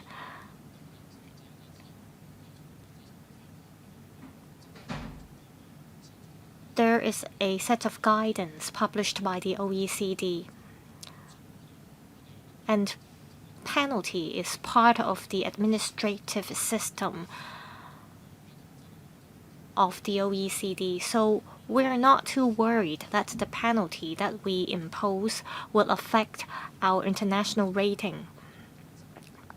I think what matters is that we can ensure flexibility in our law enforcement. We want to make sure that this system will benefit the entire society. Chairman, the Deputy Secretary was talking about the guide, but I was referring to the DIPN. Yes, Ms. Carmen Khan, I'd like to know if the administration will give an initial response to my suggestions. Apart from administrative sanctions, will the administration consider providing certain guidelines to the service providers? Chairman, will have to look at the actual operation. We will take the members' suggestion very seriously.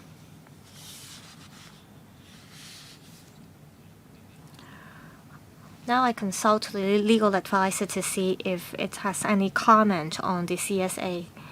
After the meeting, we will study if there are any legal or drafting issues with the CSA, and we will notify members as early as possible whether we detect any issues. We have now completed the scrutiny of the Chinese marked up copy. Legal advisor, do you have any comments on the English version? we did not spot any problems or discrepancies between the Chinese and English version. Yes, Mr. Ronak Chen. I normally do not raise any comments on the Chinese and English versions, but this time around I'd like to raise a suggestion. The first problem concerns page 0004, 50D.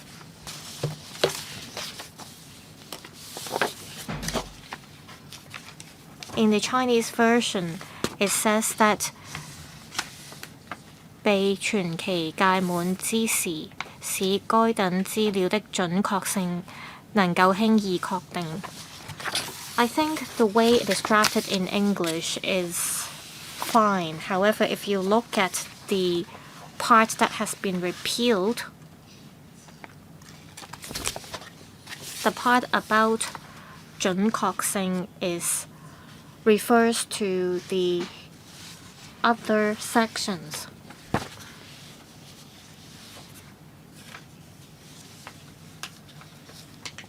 Because in the original version it says the correctness and accuracy of the return furnished under section 50C bracket 1 to be readily ascertained for a period of 6 years, beginning on the date on which the return is furnished. If you move the correctness and accuracy of the information around, then we could make sure that the Chinese and English versions are consistent. Now I'd like to turn to clause 10. It says the specified officer. If you look at the Chinese version, it says 該人員. So I suggest that the specified officer should be amended to such officer to align the two versions. Any reply from the administration?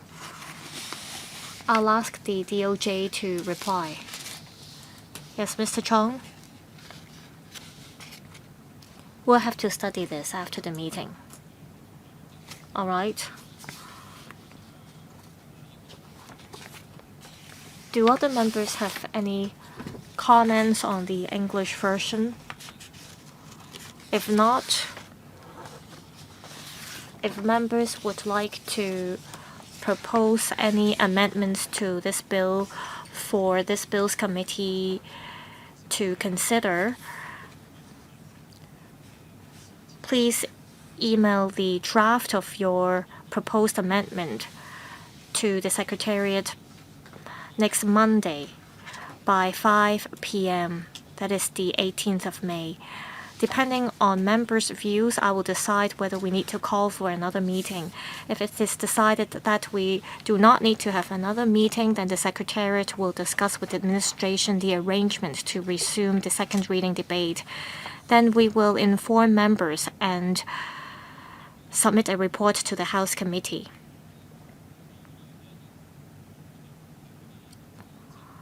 I'll ask the administration to provide the supplementary information as soon as possible, and the information will be circulated to members by the Secretariat.